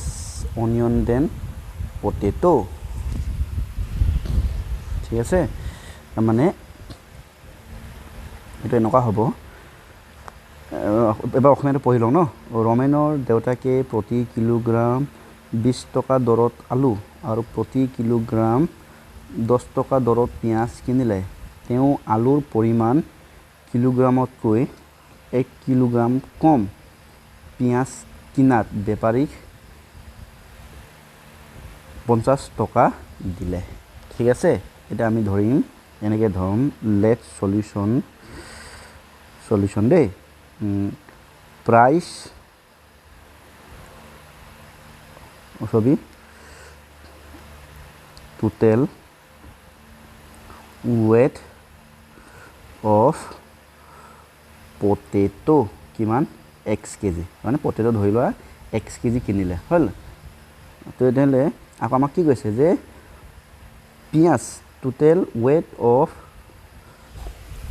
কি আছিল এইটো অনিয়ন পিঁয়াজটো কি কিনিছে পিঁয়াজটো আলু কিনাতকৈ 1 কেজি কম কিনিছে যদি আলু যদি x কেজি কিনে পিঁয়াজটো কিমান হ'ব x - 1 কেজি হ'ব কথাটো বুজি পাইছা যদি আলু যদি 10 কেজি কিনে উদাহৰণটো দিছোঁ পিঁয়াজটো কিমান হ'ব ইয়াতকৈ 1 কেজিলৈকে কিমান হ'ব 10 বিয়োগ 1 হ'ব যাৰ মানটো 9 হ'ব হয়নে নহয় গতিকে সেইটোকে আমি লিখিছোঁ পিঁয়াজ কিমান কিনিছে x - 1 কেজি কিনিছে আকৌ আমাক দিছে কি এটা চোৱা price of 1 kg potato ইজিক্যালি কিমান দিছে 20 rupees 20 rupees এতেকে price of x kg potato ইজিক্যালি কি হ'ব 20 * x হ'ব হয়নে নহয় 1 কেজি যদি পটেটোৰ দাম 20 টকা হয় 2 কেজি দাম কি হ'ব 2 পূৰণ 20 হয় বা 3 দাম কিমান হ'ব 3 পূৰণ 20 হ'ব ঠিক তেনেকৈ x কেজি পটেটোৰ দাম কিমান হ'ব x 20 পূৰণ x ইজিক্যালি কি হ'ব 20x rupees ঠিক তেনেকৈ এতিয়া price of 1 kg onion ইজিক্যালি কিমান দিছে আমাক 10 টকা আছিল নেকি ন 1 কেজি পিঁয়াজৰ দাম কিমান 10 টকা গতিকে 10 rupees এটাকে price of total onion কিমান কিনিছিলে x - 1 কেজি কিনিছিলে total পিঁয়াজ is onion is equal to কি হ'ব 10 into কি হ'ব x - 1 rupees ইয়াৰ মানটো কি হ'ব গৈ ব্ৰেকেটটো খুলিলে কি হ'ব 10 পূৰণ x 10x minus 10 এগুণ 10 ঠিক আছে এতিয়া আমাক কি কৈছে যে এই চোৱা rupees ন এতিয়া চোৱা আমাৰ আলুৰ দামটো আৰু পিঁয়াজৰ দামটো দুটা মিলাই কিমান টকা দিলে 50 টকা দিলে গতিকে চোৱা according to question so price of potato plus price of onion is equal to কিমান দিছে 50 rupees এবাৰ চাওঁ 50 rupees দিছে নে হয় 50 টকাই দিছে হয়নে নহয় গতিকে চোৱা price of potato কিমান হ'লগে 20x হ'ল 20x plus price of onion কিমান 10x minus ৰবা 10x minus 10 is equal to কিমান 50 এলাকি ঠিকই আছে এতিয়া চাবা 20x plus 10x is equal to কিব 30x minus 10 is equal to 50 ঠিক আছে এটো হৈছে আমাৰ সমীকৰণ এটো হৈছে আমাৰ সমীকৰণ ছাত্ৰ ছাত্ৰীসকল এটা কথা আছে তোমালোকৰ কিতাপত চোৱা মই কিতাপৰ উত্তৰটো চাইছিলো ইয়াতে কিতাপৰ উত্তৰটো এনেকৈ কোৱা নাই মই যেটো কৰিছো এটো ভুল নহয় দেই এটো যিমানলৈকে মই কৈ দেখালে এটো ভুল নহয় কিন্তু কিতাপৰ তোমালোকৰ উত্তৰটো অকন বেলেগকৈ কৈ দিছে গতিকে মানে বেলেগ মানে কি মই যে এটো চোৱাচোন এই লাইনটো চোৱা এই লাইনৰ পিছত মই লিখিছো কি 10x - 1 লিখিছো না এটো তেওঁলোকে লিখা নাই গতিকে এটো ডাইৰেক্ট এনেকৈ নিলিখি ডাইৰেক্ট সিধা তেনেকৈ ৰাখি দিছে ঠিক আছে গতিকে এটো কি 10x 10 * 1 - 1 ঠিক আছে নেক্সট বাকি এখিনি ঠিক আছে price of potato plus price of onion is equal two 50 rupees এটা সোয়া এটা মই কিতাপৰ প্ৰশ্ন উত্তৰ মতে লিখিম তো সোয়া প্রাইস অফ পটেটো কিমান 20x এটো সোচোন price of potato to 20x আৰু প্ৰাইস অফ অনিয়ন কি 10 * 1 - x গতি ইয়াৰ জাগাত কি লিখিম 10 * 1 - x ইজ ইকুয়াল টু কিমান 50 তো এটো আছে ইয়াৰ সমীকৰণ কিতাপত এনেদৰে আছে মই যেটো কৰিছিলো হেতু ভুল নহয় হেতু মানে ভাঙি মানে যেটা অংকটো আমি যেটা ভাঙি মিলি কৰিম তেতিয়া উত্তৰ হেতু হইগে কিন্তু কিতাপত ইমানখিনি দেখুৱা নাই এনেকৈ আছে কাৰণে তোমালোকে এনেকৈ লিখি লবা দেই এটো চাই লোৱা এবাৰ এটা মই অসমীয়া লিখিম চাইছা নহয় ইয়াতে তোমালোকে চাবা দেই টোটাল ওয়েট লিখি তুমি লেট লিখিবা দেই ইয়াতে তোমালোকে লেট বুলি দিবা let total weight of potato is equal to x KG বুলি দিবা দেই মানে ধৰা হকটো লিখিবা নহলে এটো নহলে ভুল হৈ যাব হৈছে দে অসমীয়াৰ কাৰণে লিখিম সমাধান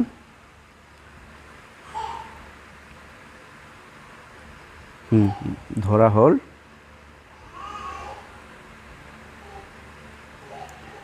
আলুৰ মুঠ ওজন is equal to x kilogram ঠিক আছে আৰু কি কৈছে যে আমাৰ পিয়াজৰ ওজনটো আলু ওজনতকৈ 1 কেজি কম গতিকে পিয়াজৰ মুঠ ওজন কিমান হ'ব x - 1 কিলোগ্ৰাম আকৌ আমাক কি কৈছে আলুৰ দামটো দিছে আকৌ দিছে আলুৰ এনেকৈ লিখা 1 কেজি আলুৰ দাম 1 কিলোগ্ৰাম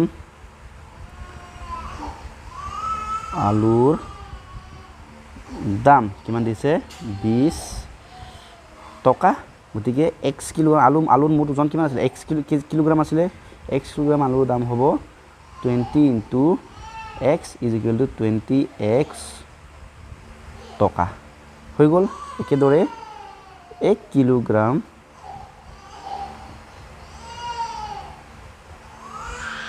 পিয়াজৰ দাম এই অকমান লেতেৰা হৈছে বেছি লেতেৰা হৈছে আখৰটো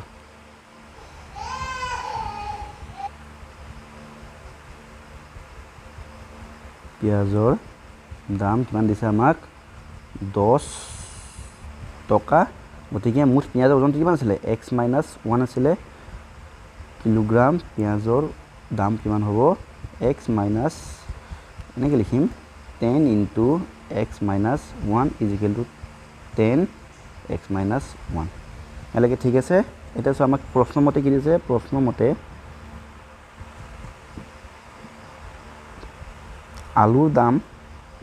আলুৰ মুঠ দাম যোগ পিয়াজৰ মুঠ দাম মিলাই তেওঁলোকে কিমান পইচা দিলে পিয়াজৰ মুঠ দাম ইজিক্যালি কিমান দিলে তেওঁলোকে তেওঁ দিলে 50 টকা হয় না নহয় 50 টকা আৰু মুঠ দাম কিমান হ'ল 20x প্লাস পিয়াজৰ মুঠ দাম কিমান 10x - 1 ইজিক্যাল টু 50 এটো হৈছে আমাৰ সমীকৰণ চাই লব পাৰা এবাৰ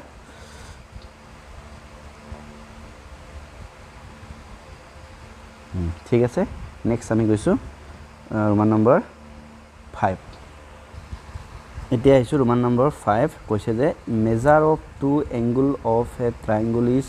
2 times and thrice time of the smallest angle of the triangle sum of the three angle of the triangle is 180 এসোয়া ত্ৰিভুজৰ দুটা কোণৰ মাপ আটাইতকৈ সৰু কোণটো যথাক্ৰমে 2 গুণ আৰু 3 গুণ ত্ৰিভুজটোৰ তিনিটা কোণৰ মাপৰ সমষ্টি 180 ডিগ্ৰী এটা চা ত্ৰিভুজ মানে জানা নহয় এইটো এটা হৈছে আমাৰ ত্ৰিভুজ এটা ত্ৰিভুজৰ আমাৰ কি হয় তিনিটা কোণ থাকে এইটো 1 নম্বৰ কোণ 2 নম্বৰ কোণ আৰু 3 নম্বৰ কোণ কথাটো এনেকুৱা হৈছে যদি 1 নম্বৰ কোণটো এই ত্ৰিভুজ তিনিটা কোণ তিনিটা যদি সবতকৈ যদি সৰু যদি হয় তেন্তে এই বাকী দুটা কোণ ইয়াৰ কি হয় এই 2 নম্বৰ কোণটো কি বুলি কৈছে ইয়াৰ দুগুণ আৰু 3 নম্বৰ কোণটো ইয়াৰ বোলে ইয়াতকৈ 3 গুণ ডাঙৰ তাৰমানে এই কোণটো যদি x যদি হয় এই 2 নম্বৰ কোণটো কি হ'ব 2x হ'ব আৰু 3 নম্বৰ কোণটো কি হ'ব 3x হ'ব কথাটো বুজি পাইছা নাই আটাইতকৈ সৰু কোণটো যদি আমি x বুলি ধৰোঁ বাকী দুটা কোণ দুটা কি হ'ব কৈছে আটাইতকৈ সৰু দুটাৰ এটা 2 গুণ এটা 3 গুণ তো 2 গুণ হ'লে কি হ'ব 2x হ'ব আৰু 3 গুণ হ'লে 3x হ'ব আৰু এই গোটেই তিনিটা যোগফলটো কিমান বুলি কৈছে 180 বুলি কৈছে গতিকে আমি ইয়াত এনেকৈ লিখিম solution let measure of smallest angle is equal is 8x degree ঠিক আছে তো another two angle বাকি দুটা angle কি হ'ব এটা কি হ'ব is 2x and কি হ'ব 3x হ'ব কেছটো বুজি পালা না এটা twice of smallest angle আনটো twice of smallest angle কি 2x আৰু আনটো twice of smallest angle টো 3x কাৰণ smallest angle আমি x ধৰিছো আৰু প্ৰশ্নমতে according to question আমাক কি কৈছে যে তিনিটা ত্ৰিভুজৰ কোণৰ যোগফল তো x plus 2x plus 3x is equal to কিমান হ'ব 180 ডিগ্ৰী হ'ব তাৰমানে 1 নম্বৰ কোণ 2 নম্বৰ কোণ 3 নম্বৰ কোণ তিনিটা কোণকে যোগ কৰিলে কিমান হয় 180 ডিগ্ৰী হয় বুলি কৈছে গতিকে x এই x ৰ আগত কি আছে এই কোণে মানে ইয়াত 1 আছে 1 2 3 3 3 6 কি হ'ব এইটো 6x is equal to কি হ'ব 180 হ'ব এইটো হৈছে আমাৰ সমীকৰণ কথাটো বুজি পাইছানে সেইটোৱে একদম সহজ অসমীয়া লিখিম ধৰা হ'ল আটাইতকৈ সৰু কোণটোৰ ৰ'বা আটাইতকৈ সৰু কোণটোৰ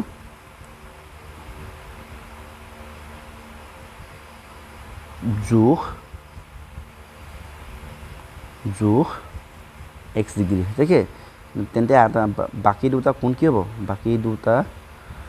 দুটা কোণৰ জোখ কি হ'ব 2x আৰু 3x হয়নে নহয় আৰু প্ৰশ্নই আমাক কি কৈছে প্ৰশ্নমতে আমাক কি কৈছে যে গোটেই তিনিটা কোণক যদি যোগ কৰোঁ x 2x plus 3x যদি যোগ কৰোঁ কিমান হয় বুলি কৈছে 180 ডিগ্ৰী হয় গতিকে তিনিটা কোণ এইটো যোগ কৰিলে 6x হ'ব is equal to 180 এইটো হৈছে আমাৰ সমীকৰণ হৈছে এতিয়া আমি গৈছোঁ এবাৰ চাই লোৱা তোমালোকে অসমীয়া আৰু ইংৰাজী দুটাকে চাই লোৱা একেলগে নেক্সট আমি গৈছোঁ কুৱেশ্যন নম্বৰ 4 ঠিক আছে tell whether the value of the variable inserted within the bracket satisfy the given equation or not বন্ধনীৰ ভিতৰত থকা মানটো সমীকৰণৰ সিদ্ধ হয় নে নহয় কোৱা বুলি কৈছে দেই এতিয়া চোৱা আমাক এটা সমীকৰণ দিছে কুৱেশ্যন নম্বৰ 1 টো চোৱা x plus 5 is equal to 0 লগতে আমাক কি দিছে যে x ৰ মানটো বোলে -5 এতিয়া চোৱা এই সমীকৰণত আমি x ৰ মানটো -5 বহাই চাম -5 বহাই চাব যদি সোঁফাল আৰু বাওঁফাল দুই সাইড যদি সমান হয় তেন্তে সমীকৰণটোৱে সিদ্ধ কৰে বা যদি সমান নহয় তেন্তে সমীকৰণটোৱে সিদ্ধ নকৰে সেইটোৱে কথা সো বন্ধনীৰ ভিতৰত আমি যেটো মানটো আছে x ৰ মান দিয়া আছে বন্ধনীৰ ভিতৰত গতিকে x ৰ জায়গাত আমি এই x ৰ মানটো আমি বহাই চাম ঠিক আছে তো আমি এটা চোৱা ইয়াৰ আমাক কি দিয়া আছে সলিউশন আমাক কি দিয়া আছে যে x is equal কি আছে -5 অলপ ডাঙৰ হ'ল নেকি এটো ঠিকইটো আছে ৰবা x is equal আমাক দিছে -5 এটা আমাৰ সমীকৰণটো কি x plus 5 is equal to 0 মানে নহয় এটা এই x ৰ জায়গাত আমি কি বহাম -5 বহাম কাৰণ x ৰ মানটো আমাক দিয়া আছে নহয় x is equal to -5 বুলি দিয়া আছে গতিকে x ৰ জায়গাত -5 দিম +5 is equal to 0 এতেকে চোৱা এই 5 ৰ পৰা 5 বিয়োগ কৰিলে কি শূন্য হয় তাৰ মানে এফালে শূন্য হ'ল এফালে শূন্য হ'ল তাৰ মানে কি left hand side is equal to right hand side মানে দুইফালে আমি চোৱা দুইফালে আমি একে মান পালো নাই গতিকে ইট ইজ এনেকৈ ছেটিছফাই হৈছে মানে সিদ্ধ কৰিছে তো আমি ইংৰাজীত লিখিম ৰ'বা কেনেকৈ প্ৰশ্নমতে লিখিম inserted within bracket satisfied the given the equation is satisfied এনেকৈ লিখিম ছেটিছফাইড এতিয়া ইয়াক চোৱা তোমালোকে ইয়ালৈকে একেই অসমীয়া লিখিবা লাষ্টত অসমীয়াৰ কাৰণে লিখিবা গতিকে এতেকে লিখি পিনি সমীকৰণটো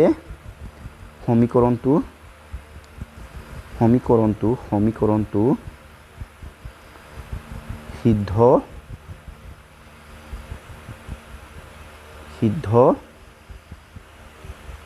কৰে এনেকৈ লিখিলে হৈ যাব ঠিক আছে ইয়ালৈকে একেই হ'ব এই লাষ্টৰ লাইনটো তোমালোকে লিখিবা সমীকৰণটো সিদ্ধ কৰে তো কিয় সিদ্ধ কৰে কাৰণ ইয়াতে লেফ্ট হেণ্ড ছাইড বাওঁফালে যিটো মান হ'ল সোঁফালে একে মানে আছে যেতিয়া আমি এক্সৰ মানটো বহালোঁ এক্সৰ মানটো বহাৰ পিছত বাওঁফালে সোঁফালে মানবোৰ সমান হৈ গ'ল গতিকে এইটো সমীকৰণটো সিদ্ধ হয় নেক্সট আমি ৰোমান নাম্বাৰ 2টো কৰিম অকণমান এইটো জেগাখন উলিয়াই লওঁ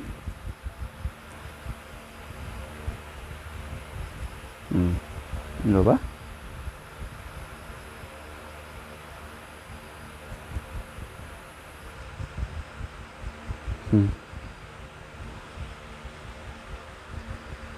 সলিউশন এটা সো আমাক কি দিছে x ৰ মান কিমান দিছে 4 দিছে আমাৰ সমীকৰণটো কি 2x - 8 = 7 এটা সো x ৰ জায়গাত মই কি বহাম 4 বহাম কাৰণ x ৰ মানটো 4 দিছে নহয় গতিকে 2 আৰু x টো কি হৈছে 2 আৰু x টো দুটা মানে পূৰণ হৈ আছে হয়নে নহয় 2 আৰু x মানে 2x মানে 2 * x - 8 = 7 এটা 2 * এটা x ৰ জায়গাত বহাম 4 বহাম ঠিক আছে কাৰণ x ৰ মান আমাক দিয়া আছে 4 - 8 = 7 এটা 2 4 গুণ কিমান 8 বিয়োগ 8 = 7 8ৰ পৰা 8 গলে কিমান থাকে 8ৰ পৰা 8 গলে 0 থাকে = 7 মানে চোৱা এফালে 0 হ'ল এফালে 7 হ'ল 0 আৰু 7 সমান হয় জানো সমান কেতিয়াও নহয় গতিকে নট ইকুৱেল আমি লিখিম যে left hand side is not equal two right hand side এটাকে the equation is not satisfied অসমীয়া লিখিবা সমীকৰণটো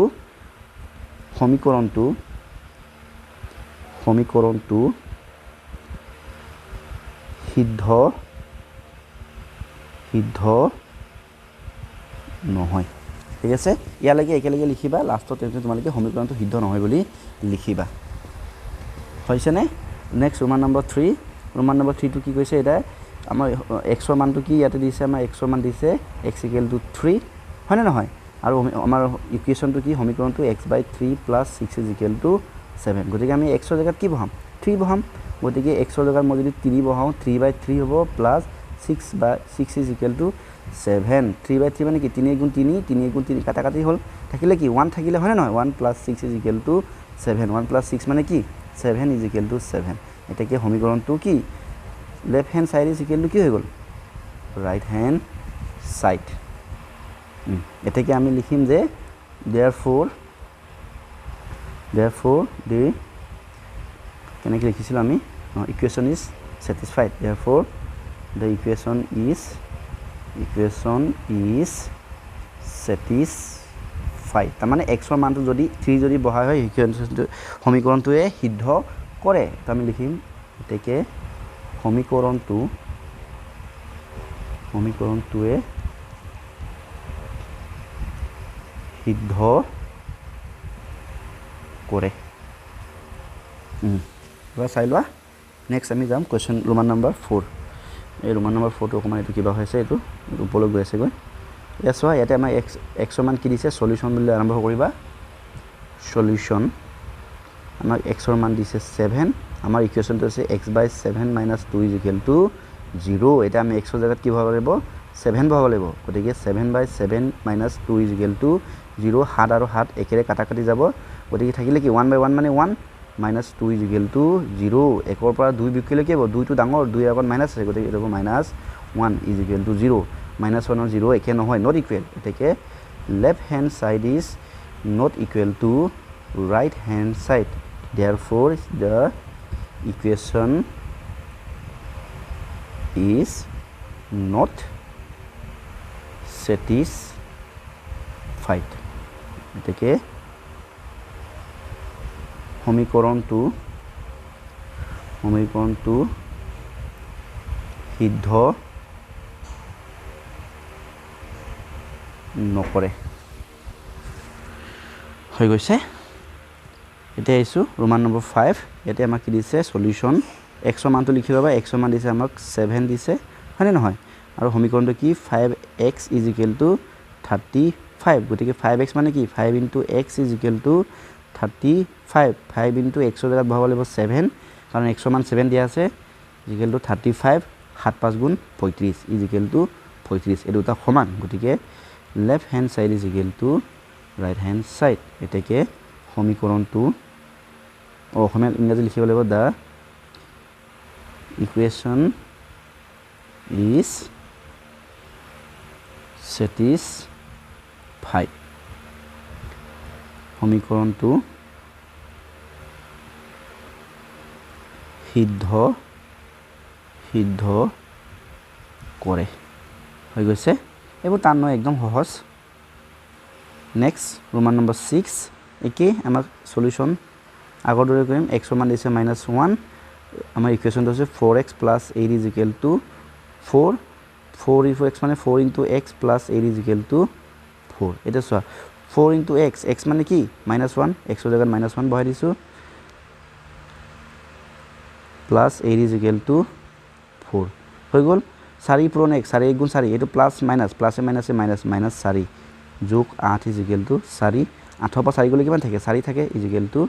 4 এটাকে left hand side = right hand side therefore the equation is satisfied এটাকে সমীকৰণটো সিদ্ধ আখৰ বহুত বেয়া আছে ন ৰবা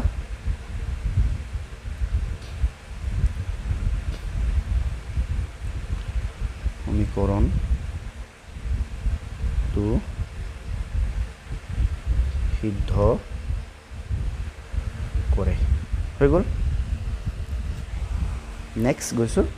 ৰোমান নম্বৰ 7 একে আমাৰ এটা সবটো একে হ'ব আৰু x ৰ মান 2 দিয়া আছে সমীকৰণটো 7x + 2 = 9 হৈ গৈছে আমি এটা মানটো বহাম 7x মানে 7 * x + 2 = 9 7 * x ৰ জাগাত 2 বহাব লাগিব + 2 = 9 7 * 2 মানে 14 + 2 = 9 14 + 2 হলে 16 = 9 যি নেকি 16 আৰু 9 সমান নহয় left hand side is not equal right hand side therefore the equation is not satisfied therefore গতিকে সমীকৰণটো সিদ্ধ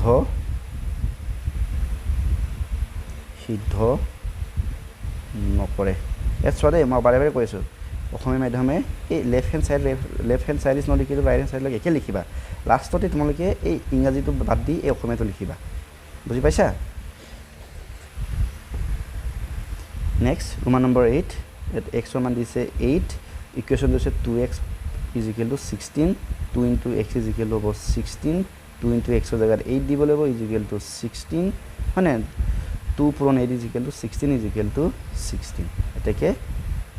left hand side = right hand side তো আমি কি লিখিব আমাৰ সমীকৰণটো সিদ্ধ কৰে therefore equation is satisfied therefore the equation is satisfied এটাকে সমীকৰণটো সিদ্ধ কৰে হৈ গল নেক্সট ৰোমান নম্বৰ 9 টো চাই লোৱা কি আছে ইয়াতে x ৰ মান আমাৰ কি আছে 100 দিয়া আছে দেই আৰু সমীকৰণটো কি x/5 = 20 x ৰ জাগাত 100 দিব লাগিব 100/5 = 20 5 * 5 5 20 100 গতিকে ওপৰত থাকিলে কি 20/1 মানে কি 20 = 20 তো left hand side is equal two right hand side তো কি লিখিব লাগিব therefore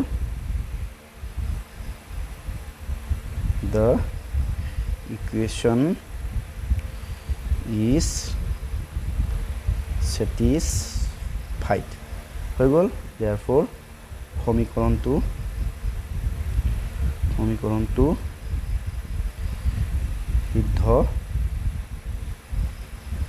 সিদ্ধ কৰে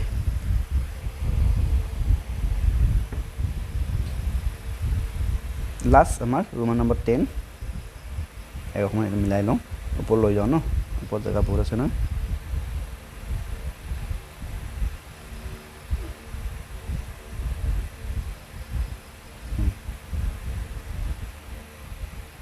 কি দিয়া আছে এতে x ৰ মান কিমান দিয়া আছে সলিউশন x ৰ মান দিয়া আছে আমাৰ 1 সমীকৰণটো কি x / 8 + 4 = 9 এটা x ৰ জায়গাত কি দিবলে 1 দিবলে 1/8 + 4 = হ'ব 9 এটা এইকেইটা যদি মই যদি কৰো ইয়া তলত লখাকো 8 হ'ব হয় নহয় এটো 1 প্লাস কি হ'ব 32 হ'ব বাই = 9 = 33/8 = 9 যেটো নেকি সমান নহয় এটাকে left hand side is not equal to right hand side therefore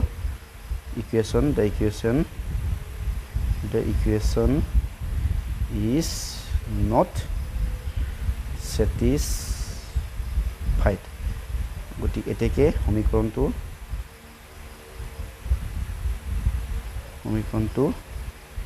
সিদ্ধ নকৰে হৈ গ'ল লাষ্ট আছিল এটো চাই লোৱা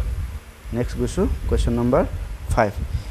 examine whether the value of variable inserted within the bracket is root of the given equation or not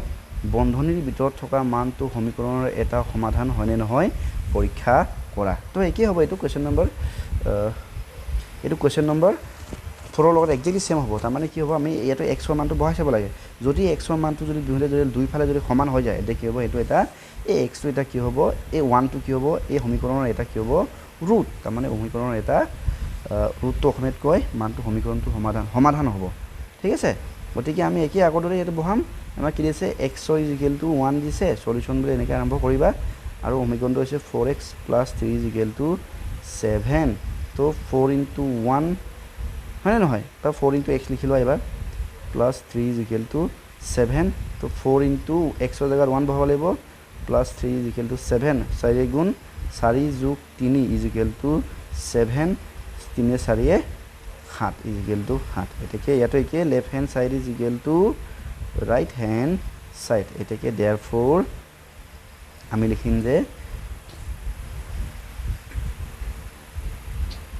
চাইলম বাবা কিতাবত কেনেকৈ আছে আমি এনেকৈ লিখিম therefore given value of variable মানে এই আমাৰ যেটো ভেৰিয়েবল আমাৰ যে চলক variable given value of variable is root of equation ঠিক আছে তো আমি অসমীয়া লিখিম যে ইয়ালৈকে একে থাকিব অসমীয়া লাগে এই লিখিব যে এটাকে বন্ধনীৰ ভিতৰত থকা মানটো বন্ধনীৰ ভিতৰত থকা মানটো কি হয় সমীকৰণৰ সমাধান হয় বন্ধনীৰ ভিতৰত থকা এনেকৈ লিখা চলকৰ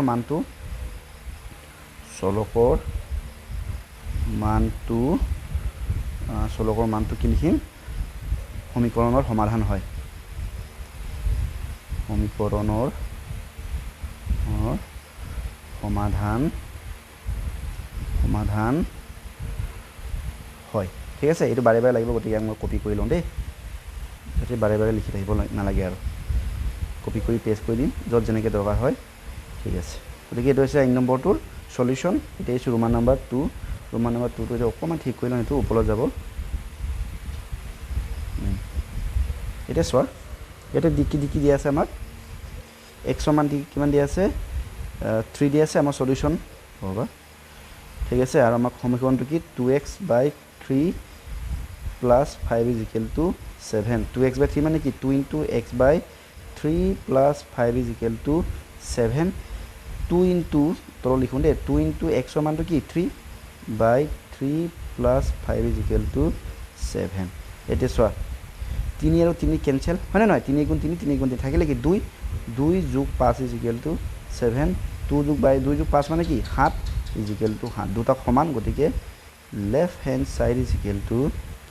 right hand side এটাকে আমি এটা সল লিখিম আগৰ ওপৰটো মই কপি কৰি দিম পেস্ট কৰি দিছো এটো এই দিছো আগৰ ওপৰ যেটো লিখিছো মই বাৰে বাৰে লিখি থকা নাই এটোকে মই ইয়াতে তোমালোকৰ ইয়াতে পেস্ট কৰি লিখিছো therefore এনেকে লিখিছো যে therefore given value of variable is root of equation এটাকে বন্ধনীৰ ভিতৰত থকা চলকৰ মানটো সমীকৰণৰ সমাধান হয় হৈ গল মই অকমান শৰ্ট কৰি লিখিলো আৰু তোমালোকে তো লিখি লবা নেক্সট আইছো ৰোমান নম্বৰ 3 সলিউশন x মান আমাৰ কিমান দিয়া আছে x = 3 আমাৰ সমীকৰণটো হৈছে x - 4 = 1 x ৰ জাগাৰে মই 3 যদি বহাও 3 - 4 = 1 এটা তোমালোকক মই হয়তো আগতে কৈছো যেতিয়া দুটা সংখ্যা যোগ বিয়োগ থাকে তেতিয়া সদায় আমি ডাঙৰ সংখ্যাটো চাব লাগে ডাঙৰ সংখ্যাৰ আগত কি আছে মাইনাস আছে গতিকে আমাৰ ভ্যালুটো ইয়াত মাইনাস হ'ব গতিকে মাইনাস হ'ব 4 পৰা 3 বিয়োগ কৰিব লাগে কিমান হ'ব 1 = 1 সো এটা পালো -1 এটা পালো 1 তো -1 আৰু 1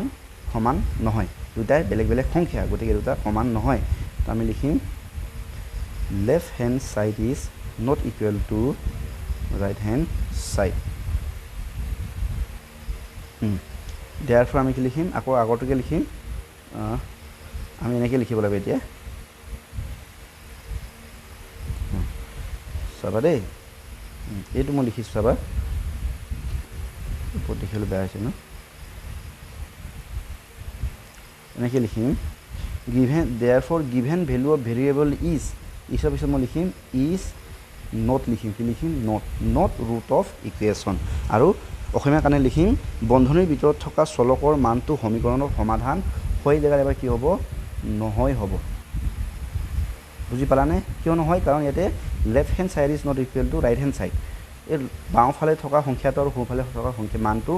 একে নহল হেবাবে হেতে কি হয় ৰুট নহয় বা সমীকৰণৰ সমাধান নহয়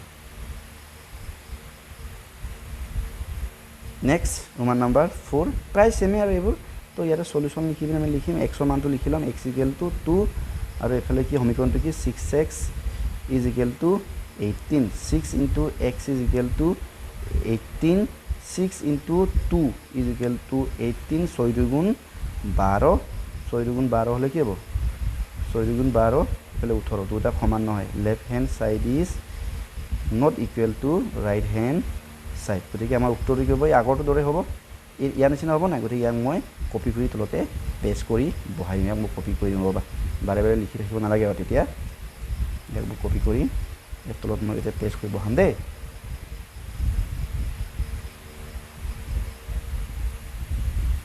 এটো আছে ইয়াৰ সমাধান চাই লোৱা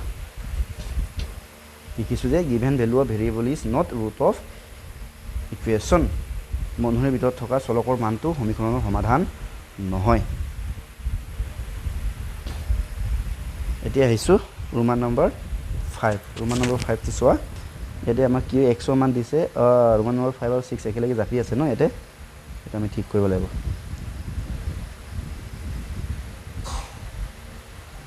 বাজি হক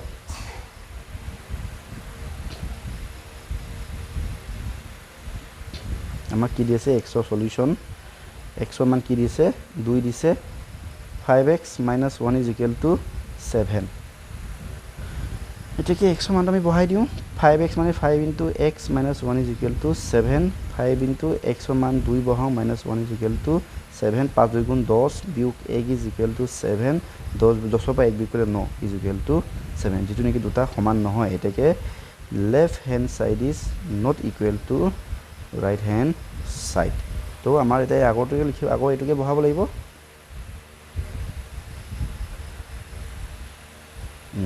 এটো হৈছে আমাৰ answer given value of variable is not root of equation বন্ধনীৰ ভিতৰত থকা চলকৰ মানটো সমীকৰণৰ সমাধান নহয় হৈ গৈছে এতিয়া আহিছোঁ ৰোমান নম্বৰ 6 ৰোমান নম্বৰ 6 তো একে সব একে আৰু ইয়াত একো অন্য তেনেকৈ বেলেগকৈ নাই আৰু x ৰ মানবোৰ লিখিব লাগে তাৰপৰা সমীকৰণত বহাই দিব লাগে x = 4 তো x + 9 = 13 x ৰ জেগাত 4 বহালে 4 + 9 = 13 এটাকে 4 + 9 13 = 13 13 = 13 therefore left hand side is equal to right hand side আৰু এটা উত্তৰটো কি হ'ব আমাৰ উত্তৰটো হ'বগৈ আমাৰ তলৰ given value of variable is not আছে নহয় এইটো হ'ব ইজ হ'ব এইটো অকল আৰু ৰ'বা এইটো কি আহিলে ন ইজ ৰুট অফ ইকুৱেশ্যন হ'ব কাৰণ এইটো লেফ্ট হেণ্ড ছাইডটো ৰাইট হেণ্ড ছাইডৰ লগত সমান হ'ল নহয় গতিকে নটটো নাইকিয়া হৈ যাব আৰু বন্ধনীৰ ভিতৰত থকা চলকৰ মানটো সমীকৰণ সমাধান নহয় জেগাত কি হ'ব হয় হ'ব নিশ্চয় বুজিব পাৰিছে তোমালোকে এতিয়া আহিছোঁ ৰোমান নম্বৰ 7 ন এইটো চোৱাচোন কি আছে আমাৰ ইয়াতে সলিউশন x ৰ মান দিয়া আছে কিমান 3 হয় না আমাৰ সমীকৰণটো হ'ল 5x - 7 = 8 5 * x - 7 = 8 5 * x ৰ জেগাত যদি 3 দিওঁ হয় না -7 = 8 5 3 × 15 বিয়োগ 7 = 8 15 7 গ'ল থাকিল 8 = 8 left hand side is equal to right hand side এটাকে আমি কি লিখিব লাগিব আগৰ দৰে হ'ব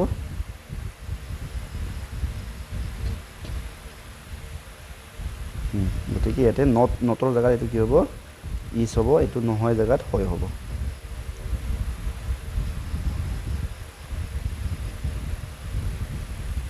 চাই লোৱা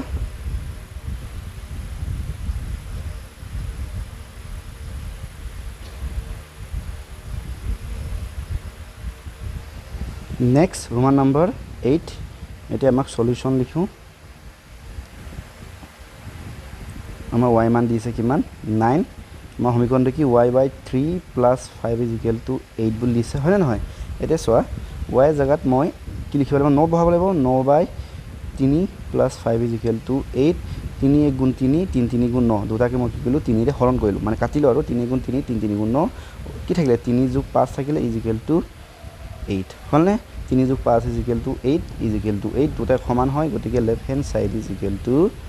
ৰাইট হেণ্ড সাইড এটাকে দুটা সমীকৰণ আমি এটা যদি লিখিব যাওঁ ৰবা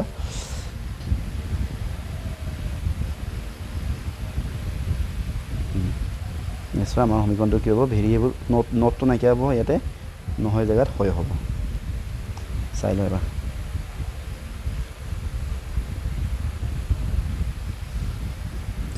আহিছোঁ ৰোমান নম্বৰ 7 লৈকে চোৱা ইয়াত আমাৰ পি মান কিমান দিছে সলিউশন ইয়াত আমাৰ ভেৰিয়েবল পি হয় পি মান 1 ইকুৱেশ্যনটো p/5 + 4 = 5 এটা পি জেগাত 1 যদি 1/5 + 4 = 5 1/5 মানে কি ইয়াৰ লখাও ল'ব লাগিব লখাও ল'লে 5 ল'ম হয় নাই এফালে 1 প্লাছ কি হ'ব 20 হ'ব = 5 তো 21/5 = 5 যিটো নেকি দুটা সমান নহয় এটাকে আমি কি লিখিব পাৰিম যে left hand side is not equal right hand side তাৰ আনসাৰটো কি হ'ব আমাৰ আনসাৰটো কি হ'ব এইটো হ'ব given value of variable is not root of equation বন্ধনীৰ ভিতৰত থকা চলকৰ মানটো সমীকৰণৰ সমাধান নহয়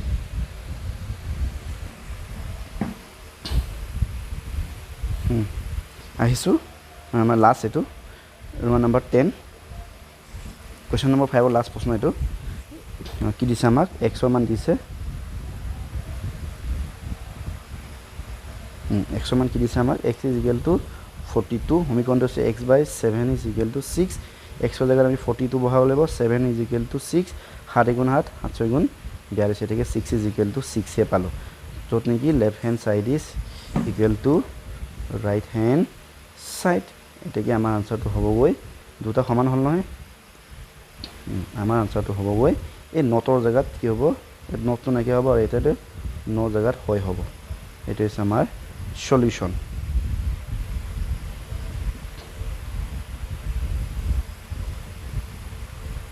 হৈছে এতিয়া আমি কৰিম লাষ্ট প্ৰশ্ন কুৱেশ্যন নম্বৰ 6 ইয়াতে তিনিটা প্ৰশ্ন আছে এই তিনিটাক আমি সমাধান কৰি দিম প্ৰথম কি কৈছে try to solve the equation by changing the value of the variable trial and error method এক্সৰ ঠাইত বিভিন্ন মান বহাই সমাধান চেষ্টা কৰা প্ৰচেষ্টা আৰু ভুল পদ্ধতি ঠিক আছে ইয়াতে মানে কি হৈছে আমি এক্সৰ মানটো উলিয়াব লাগে দেই মানে এক্সৰ মানটো আমি যিকোনো মান বহাই চাম য'ত এনেকুৱাকৈ বহাই চাম যে বহাওঁতে যেতিয়া আমি left hand side is equal right hand side হ'ব এইটোৱে হ'ব আমাৰ এক্সৰ মানটো গতিকে আমি এক্সৰ মান বহাব লাগিব গতিকে প্ৰথমে আমি এক্সৰ মান বহাম 0 পৰা আৰম্ভ কৰিম তো এনেকৈ লিখিম সলিউশ্যন চাবা দেই let X is equal to কি হ'ব এনেকৈ লিখিবা চোৱা ইয়াত let X is equal to কি ধৰিম ৱাই ধৰিম তোমালোকে অসমীয়া লিখিবা ধৰা হওক বুলি লিখিবা দেই একেলগে লিখি গৈছোঁ ধৰা হ'ল ঠিক আছে এক্স ইজ ইকুৱেল টু কি হ'ব 0 এতিয়া সমীকৰণটো এক্সৰ জেগাত বহাইছে সমীকৰণটো কি 2x plus 5 is equal to 11 2 into x plus 5 is equal to 0 হয় না নহয় 2 into x গতে 2 into x এর জায়গায় আমি কি বহাব লাগিব 0 বহাব লাগিব plus 5 is equal to 10 2 পূরণ 0 0 যোগ 5 is equal to 0 এটাকে 0 যোগ 5 5 is equal to 10 not 5 আৰু 10 সমান নহয় গতিকে left hand side is not equal to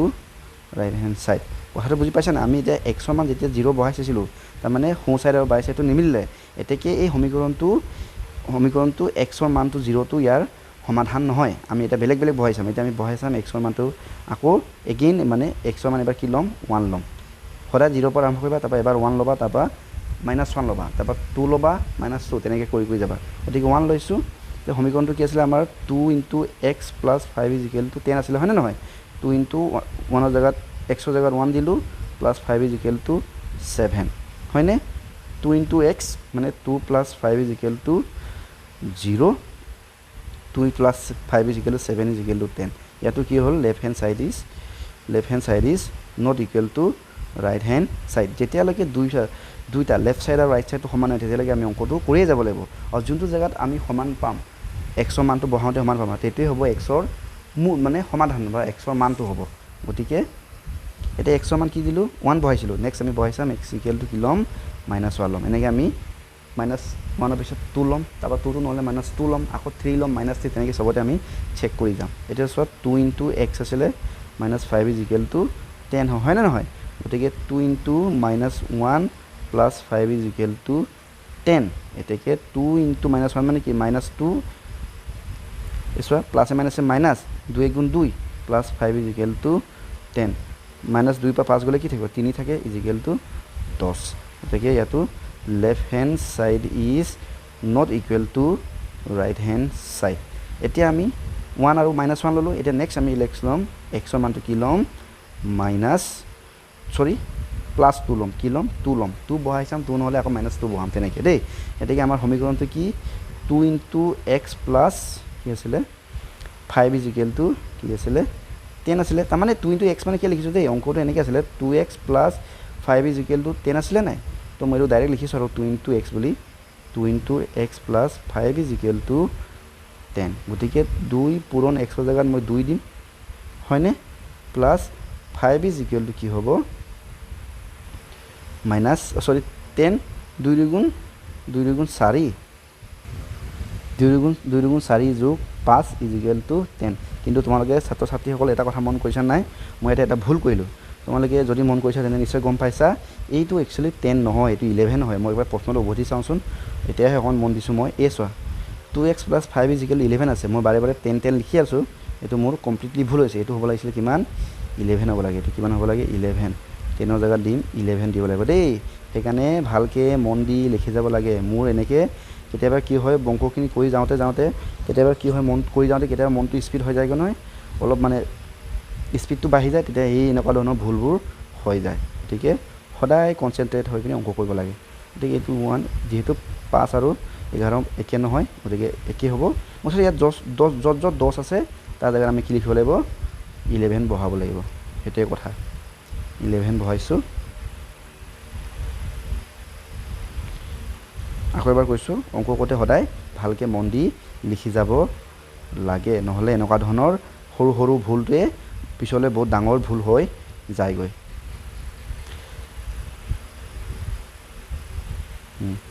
হৈ গ'ল এইকেইটা হ'ব লাগে 10 এটো 11 হ'ব লাগে 10 নহয় এইটো 11 হ'ব লাগে 11 এইটো চোৱা 4 যোগ 5 9 হয় 9 ইজ ইকুৱেল টু 11 এই দুটাও 9 আৰু 11 সমান নহয় গতিকে left hand side is not equal এইটো নট ইকুৱেল এনে কাটিলে নট ইকুৱেল দেই এইটো ৰাইট হেণ্ড চাইড এতিয়া আমি কি ল'ম কৈছিলোঁ এক্সৰ মান 2 ল'লোঁ এতিয়া কি ল'ব লাগিব এক্সৰ মানটো ল'ব লাগিব আমি -2 ঠিক আছে এবাৰ প্লাছ ল'ম এবাৰ মাইনাছ ল'ম সংখ্যাবোৰ তাৰপৰা আমি লাহে লাহে ক্ৰমান্বয়ে বঢ়াই বঢ়াই গৈ থাকিম গতিকে আমাৰ সমীকৰণটো কি 2 * x + 5 is equal two 11 2 * x 2 * x ৰ জেগাত -2 বহাম প্লাছ 5 ইজ ইকুৱেল টু 11 চোৱা এইটো প্লাছ আৰু মাইনাছ পূৰণ কৰিলে কি হয় মাইনাছ হয় 2 2 গুণ 4 যোগ 5 ইজ ইকুৱেল টু 11 5ৰ পৰা 4 গ'ল থাকিল 1 ইজ ইকুৱেল টু 11 1 আৰু 11 সমান নহয় এতেকে left hand side is not equal to right hand side হৈ গ'ল এটা 2 টো কাম নহ'ল এতিয়া আমি যাম 3 লৈকে যাম এতিয়া আকৌ ধৰিম x ইজ ইকুৱেল টু 3 এতিয়া চাবা দেই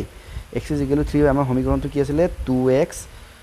+ 5 ইজ ইকুৱেল টু 11 আছিলে ন গতিকে 2 * x + 5 is equal two 11 so' 2 * x ৰ মান কি লৈছোঁ 3 লৈছোঁ গতিকে 3 + 5 ইজ ইকুৱেল টু 11 গতিকে 2 3 গুণ 6 যোগ 5 ইজ ইকুৱেল টু 11 6 যোগ 5 মানে কি 11 যোগ সমান 11 গতিকে আমি কি পালোঁ যে left hand side is equal to right hand side মই তলৰখিনি অকণমান তলত নমাই লৈছোঁ এইখিনি অকণমান আমনি কৰিছে দিগদাৰ কৰিছে আমাক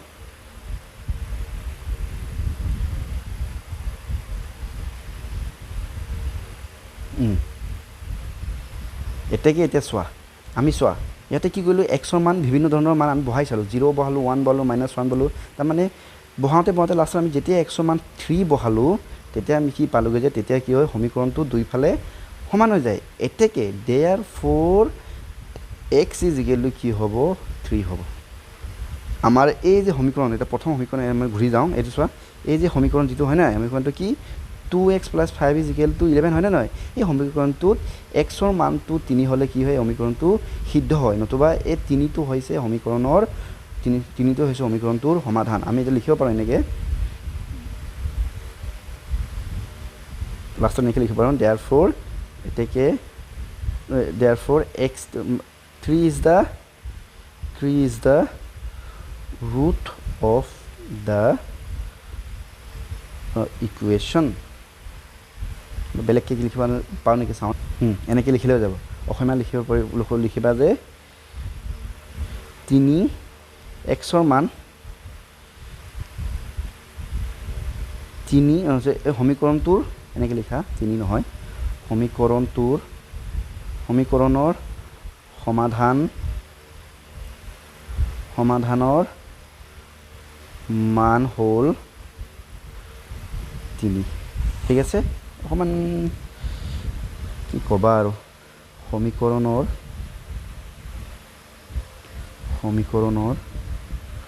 সমাধানৰ মান হ'ল 3 ঠিক আছে এইটো কপি কৰি লওঁ এইটো বস্তুটো লাইন টকা দৰকাৰ হ'ব আমাক বাৰে ঠিক আছে তো 3 is the root of the equation সমীকৰণৰ সমাধানৰ মান হ'ল 3 এনেকৈ আমি লিখি দিলে আমাৰ উত্তৰটো হৈ যাব কেছটো বুজি পাইছে নাই আমি ইয়াতে প্ৰথম পৰা জাষ্ট মই থুলমূলকৈ দেখাই দিছোঁ ইয়াতে কি কৈছে আমাক কৈছে কি ট্ৰায়েল এণ্ড এৰৰ মেথড তাৰমানে প্ৰচেষ্টা আৰু ভুল পদ্ধতি আমি মানে কি হয় প্ৰচেষ্টা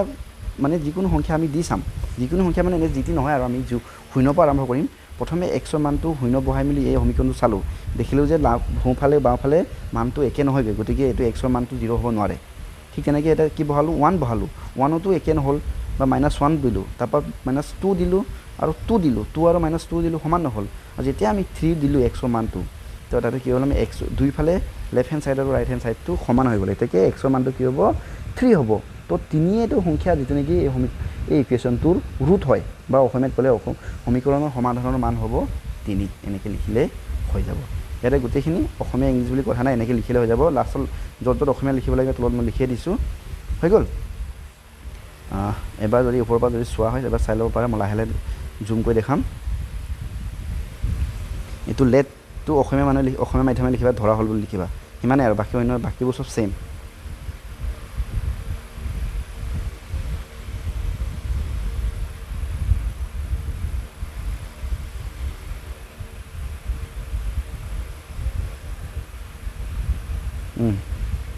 নেক্সট ৰোমান নাম্বাৰ 2 একেই ইয়াতো আমি কি কৰিব লাগিব এক্সৰ মানবোৰ বহাই যাব লাগিব এতিয়া চোৱা ইয়াতে আমাক কি দি আছে সমীকৰণটো কি আমাৰ x/5 plus 5 is equal two 2 is equal two 7 বুলি আমাক দেখাব লাগে এটা ছাত্ৰ ছাত্ৰীক তোমালোকে মন কৰিবা দেই ইয়াত যদি মই যদি x ৰ মানটো 0 যদি দিওঁ 0 দিলেতো হ'ব বাৰু যদি 0 x ৰ মান যদি 1 যদি দিওঁ তাৰ মানে কি 1/5 হ'ব 1/5 তো এটা কি হয় ভগ্নাংশ হয় ভগ্নাংশৰ লগত এই 5 টো যেতিয়া যোগ কৰোঁ ইয়াৰ উত্তৰটো এটা ভগ্নাংশহে ওলাব যেহেতু আমাৰ এই পিছৰ উত্তৰটো কি আছে পিছৰ উত্তৰটো আমাৰ এটা পূৰ্ণ সংখ্যা আছে গতিকে আমি এই x ৰ মানটো এনেকুৱা ল'ব লাগিব আমি অযথাকৈ এনে জিটি নম্বৰ লৈ লাভ নাই আমি x ৰ মানটো এনেকুৱাটো ল'ব লাগিব যিটো নেকি আমি যিবোৰ সংখ্যা পাছৰ বিভাজ্য হয় যদি লোৱা শূন্য যদি পাছলৈ কৰিলে কিমান হ'ব 0 হ'ব বা যদি 5 যদি লওঁ x ৰ জেগাত 5 লওঁ 5/5 ইজ ইকুৱেল কি হ'ব 1 হ'ব হয়নে নহয় বা 10 যদি লওঁ 5/10/5 ইজ ইকুৱেল কি হ'ব 2 হ'ব মানে আমি এই x ৰ জেগাত কি ল'ব লাগিব আমি কৈছোঁ মই 1 2 এইবোৰ লোৱাতকৈ আমি কি ল'ব লাগিব যিবোৰ সংখ্যা পাছৰে বিভাজ্য হয় এই সংখ্যাবোৰে আমি ল'ব লাগিব তেতিয়াহে আমি ইয়াৰ মানটো পাম কাৰণ যিহেতু ইয়াৰ উত্তৰটো কি আছে 7 আছে 7টো এটা পূৰ্ণ সংখ্যা পাব হ'ব কাৰণে এই সংখ্যাটোৰ মানটো কি হ'ব লাগিব এটা পূৰ্ণ সংখ্যা হ'ব লাগিব হয়নে নহয় গতিকে নিশ্চয় কথাটো তোমালোকে বুজি পাইছা গতিকে আমি এনেকৈ ল'ম x ৰ মানটো চাবা দেই প্ৰথমে ধৰি লওক লেট বা অসমীয়া লিখিবা তোমালোকে ধৰা হ'ল x ৰ মান আমি কি ল'ম 0 ল'ম ঠিক আছে এটা সমীকৰণত বহাম সমীকৰণটো x/5 plus 5 is equal two 7 x ৰ জেগাত যদি 0/5 হৈ যাব প্লাছ 5 ইজ ইকুৱেল টু 7 হয়নে নহয় 0/5 মানে কি 0 প্লাছ 5 ইজ ইকুৱেল টু 7 এতেকে 0 প্লাছ 5 মানে 5 is equal two 7 therefore left hand side is not equal to right hand side not equal হয় না নহয় গতিকে যেহেতু এটা সোঁ সাইড আৰু বাওঁ সাইড সমান নাপালো তাৰমানে x ৰ মানটো 0 হ'ব নোৱাৰে 0 টো মানে x ৰ ৰুট মানে সমীকৰণটোৰ ইকুৱেশ্যনটো ৰুট নহয় এতিয়া আমি x ৰ মানটো কি ল'ম x ৰ মান কি ল'ম 1 টো নলওঁ মই কৈছিলোঁ নহয় এনেকুৱা সংখ্যা ল'ম যিটো নেকি পাছৰ বিভাজ্য হয় গতিকে x ৰ মানটো কি ল'ব লাগিব 5 ল'ব লাগিব কি ল'ব লাগিব 5 x ইজ ইকুৱেল টু 5 লৈছোঁ এতিয়া সমীকৰণটো x/5 plus 5 is equal two 7 হয় গতিকে x ৰ জেগাত 5 বহাম 5/5 প্লাছ 5 ইজ ইকুৱেল টু 7 1 গুণ 1 সৰি 5 গুণ 5 5 গুণ 5 গতিকে 5 plus 5 1 plus 5 is equal two 7 is equal to কি হ'ব 1 plus 5 is equal to 6 is equal two 7 হয় না নহয় দুটা সমান নহয় গতিকে left hand side is not equal two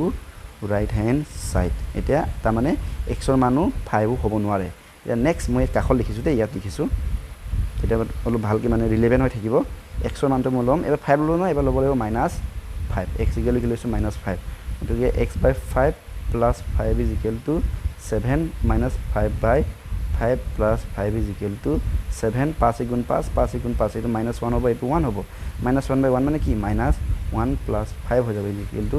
7 5ৰ পৰা ইকুৱেল থাকিল 4 ইজ ইকুৱেল টু 7 যিটো নেকি দুটা সমান নহয় তো left hand side is not equal to right hand side এতেকে আমি পাছৰ x ৰ মান -5ও দিব নোৱাৰোঁ এতিয়া নেক্সট আমি x ৰ মান কি ল'ম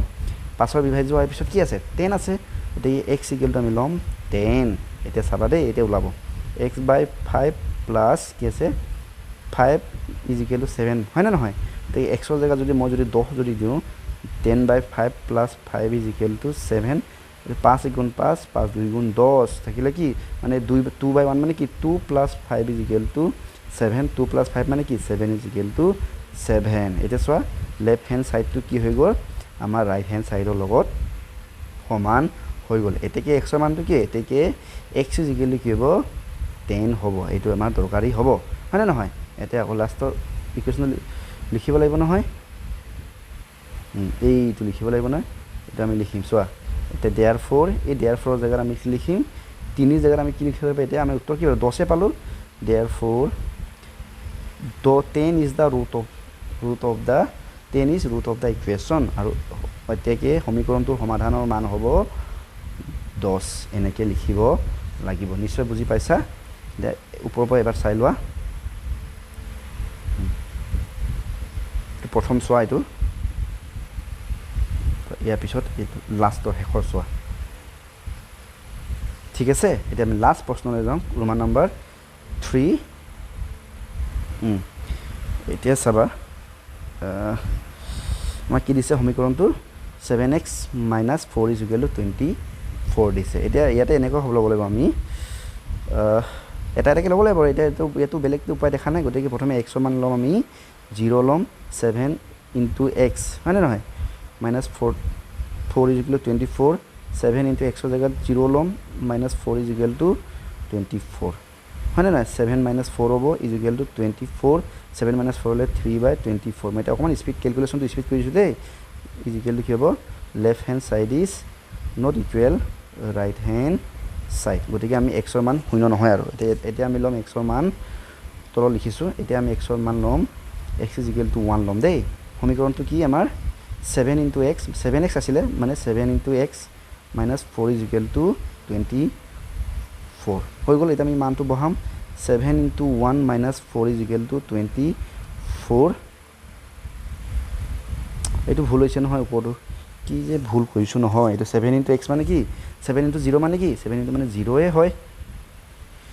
দেখিছা এই লাষ্টৰ সময়লৈ বহুত দিন অংকবোৰ কৰি আছো যে কন্টিনিউ কৰি আছো যে এখানে অকমান বস্তুবোৰ ভুল লাইছেগে আৰু এখানে বহুত দেৰি বেছি অংক কৰিলেও ভুল হলাই মানুহৰ যি নহক মই ভুল গৈছো বুলি তোমালোকে ভুল নকৰিবা মই এতিয়ালৈকে কন্টিনিউ এইটো 1 ঘন্টা অসাসি হল নহয় বেছি হল 1 ঘন্টা সেইকাৰণে কৰি থকা কাৰণে অকমান মোৰ এই অংকবোৰ এটা ক'বাত ভুল ওলাই গৈছে গৈ 7 into x আছিল নাই ইয়াতে চোৱা এই x ৰ জায়গাত কি বহাব লাগিব 0 বহাব লাগিব গতিকে 7 পূৰণ 0 is equal to 0 হয় 0 - 4 হলে কি হয় -4 হ'ব দেই গতিকে এই দুটা সেম নহয় গতিকে left hand side is not equal to right hand side এতিয়া ইয়ালৈ যাও x ৰ জায়গাত 1 বহাইলো 7 into 1 মানে 7 - 4 is equal to কি হ'ব 24 7 ৰ পৰা 3 গলে 3 থাকে 4 গলে 3 থাকে is equal to 24 মাইনাস এই দুটা সমান নহয় গতিকে left hand side is not equal right hand side এটা মই কাখে কাখে লিখি যাম বেছি নষ্ট মানে ওচৰত দেখিবলৈ বুজি পাবা এবাৰ x equal to -1 সৰি +1 ললো নহয় এবাৰ লম x equal to -1 সমীকৰণটো কি 7 into x - 4 is equal to 24 7 into -1 -4 is equal to 24 7 into -1 মানে কি -7 হ'ব প্লাস মাইনাসে মাইনাস হয় না -4 is equal to -24 -4 -7 দুটা মাইনাস হলে সংখ্যা দুটা প্লাস হৈ যাব গতিকে মাইনাস মাইনাস প্লাস হয় 7 + 4 হলে কি হ'ব 11 যেহেতু দুটা মাইনাস আছে কাৰণ ইয়াতে মাইনাস বহিব হয়নে is equal to 24 দুটো সমান নহয় এটাকে left hand side is not equal to right hand side হৈ গ'ল এতিয়া যাম আমি ইয়াতো সমান নহল গতিকে আমি x ৰ মানটো লম এবাৰ 2 লম x is equal to কি লৈছো 2 লৈছো মানটো বহাই যাম আৰু x into 4 is equal to 24 7 into 2 minus 4 is equal to 24 7 into 2 মানে 14 - 4 is equal to 24 so 10 হ'ব 10 - 20 10 is equal to 24 সমান নহয় গতিকে left hand side is not equal to right hand side চাবা দেই যেহেতু আমাক এইটো ট্রায়াল মেথড বুলি কৈছে ভুল আৰু শুদ্ধ পৰীক্ষা কৰিব লাগিব গতিকে আমি প্ৰতিটোকে এনেকৈ বহাই যাবই লাগিব যেতিয়ালৈকে নোলাই আমি এইটো অংকটো কৰিবই লাগিব দেই গতিকে এইটো x ৰ মানটো 2 দিলেও আমাৰ উত্তৰ নাপালো এতিয়া x ৰ মানটো কি দিব লাগিব 2 দিলে এবাৰ -2 দিব লাগিব হয়নে নহয় তো 7 into x - 4 is equal to 24 7 into x ৰ মানৰ -2 দিব লাগিব -4 is equal to 24 7 পূৰণ 2 14 প্লাস মাইনাসে মাইনাস 14 পূৰণ 4 is equal to 24 দুটা মাইনাস আছে গতিকে প্লাস হৈ যাব মানে মাইনাস তো মাইনাস থাকিব দুটা সংখ্যা দুটা প্লাস যাব 14 যোগ 4 হলে 18 is equal to 24 -18 is equal to 24 নহয় গতিকে not equal left hand side is not equal right hand side হৈ গ'ল 2 আৰু -2 নহল এটা আহিম 3 লৈ আহিম x equal আমি কি লম 3 গতিকে সমীকৰণটো কি আমাৰ 7 into x - 4 is equal to 24 7 into x ৰ জায়গাত 3 বালো 3 - 4 is equal to 24 গতিকে 7 into 3 মানে কি 21 - 4 is equal to 24 21 ৰ পৰা 4 গলে আমাৰ থাকিব 17 - 24 যত নেকি দুটা সমান নহয় এতেকে left hand side is not equal to right hand side এতিয়া x ৰ মানটো 3 বহাতে নহল এতিয়া x ৰ মানটো কি বহাম -3 বহাম 7 into x - 4 is equal to 24 7 into -3 - 4 is equal to 24 minus plus minus 7 গুণ minus 21 - 4 is equal to 24 21 - 4 হলে কি হ'ব -21 - 4 হলে কি হ'ব 25 ইজ ইকুৱেল টু 24 -25 -25 4 সমান নহয় গতিকে left hand side is not equal right hand side last এটা ওলাব চাবা দেই x মান এটা আমি দিম 4 দিম এটা চোৱা আমাৰ সমীকৰণটো কি 7 * x - 4 ইজ ইকুৱেল টু 24 হয় গতিকে 7 * x ৰ জায়গাত 4 দিলো -4 ইজ ইকুৱেল টু 24 7 4 গুণ 28 - 4 ইজ ইকুৱেল টু 24 28 বা 4 গ'লে 24 থাকে ইজ ইকুৱেল টু 24 এটাকে আমি কি পালো ইয়াতে পালোগৈ যে left hand side is equal to right hand side হয়নে ৰ'বা তো এটাকে আমাৰ আনসাৰটো কি হ'বগৈ এটাকে আমি লিখিম therefore ৰ'বা therefore x ৰ মানটো কি হ'ব লাগিব x ইজ ইকুৱেল টু 4 হ'ব এটা আমি এক্সট্ৰা কেনেকৈ গোল কৰি দি দিছোঁ আৰু লাষ্টত এইটো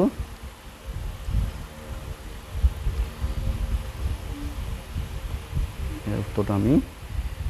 লিখিম এটাকে আমাৰ আনসাৰটো কি হ'ব therefore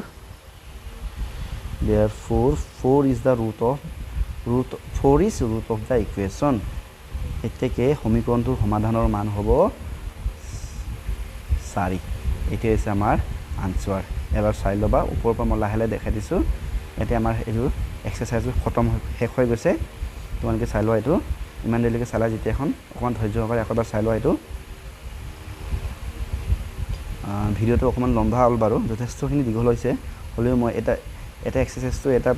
এটা ভিডিঅ'তে সমাপ্ত কৰোঁ ভাবি পিনি দীঘল হ'লেও গোটেইখিনি কৰিলোঁ আৰু তোমালোকে অকণমান ধৈৰ্য সহকাৰে চাবা আৰু ভিডিঅ'টো চাই কেনেকুৱা পালা কমেণ্ট বক্সত জনাবা দেই আৰু যদি ভাল লাগে লাইক এটা কৰি দিবা তোমালোকে পাৰিলে চেনেলটো ছাবস্ক্ৰাইব কৰি থৈ দিবা এনেধৰণৰ ভিডিঅ' তোমালোকে পাই থাকিবা ঠিক আছে এইটো আছিল আমাৰ ৰোমান নম্বৰ 3 সমাধান এক্সাৰসাইজ শেষ হৈ গৈছে আজিলৈ আহিছোঁ আকৌ লগ পাম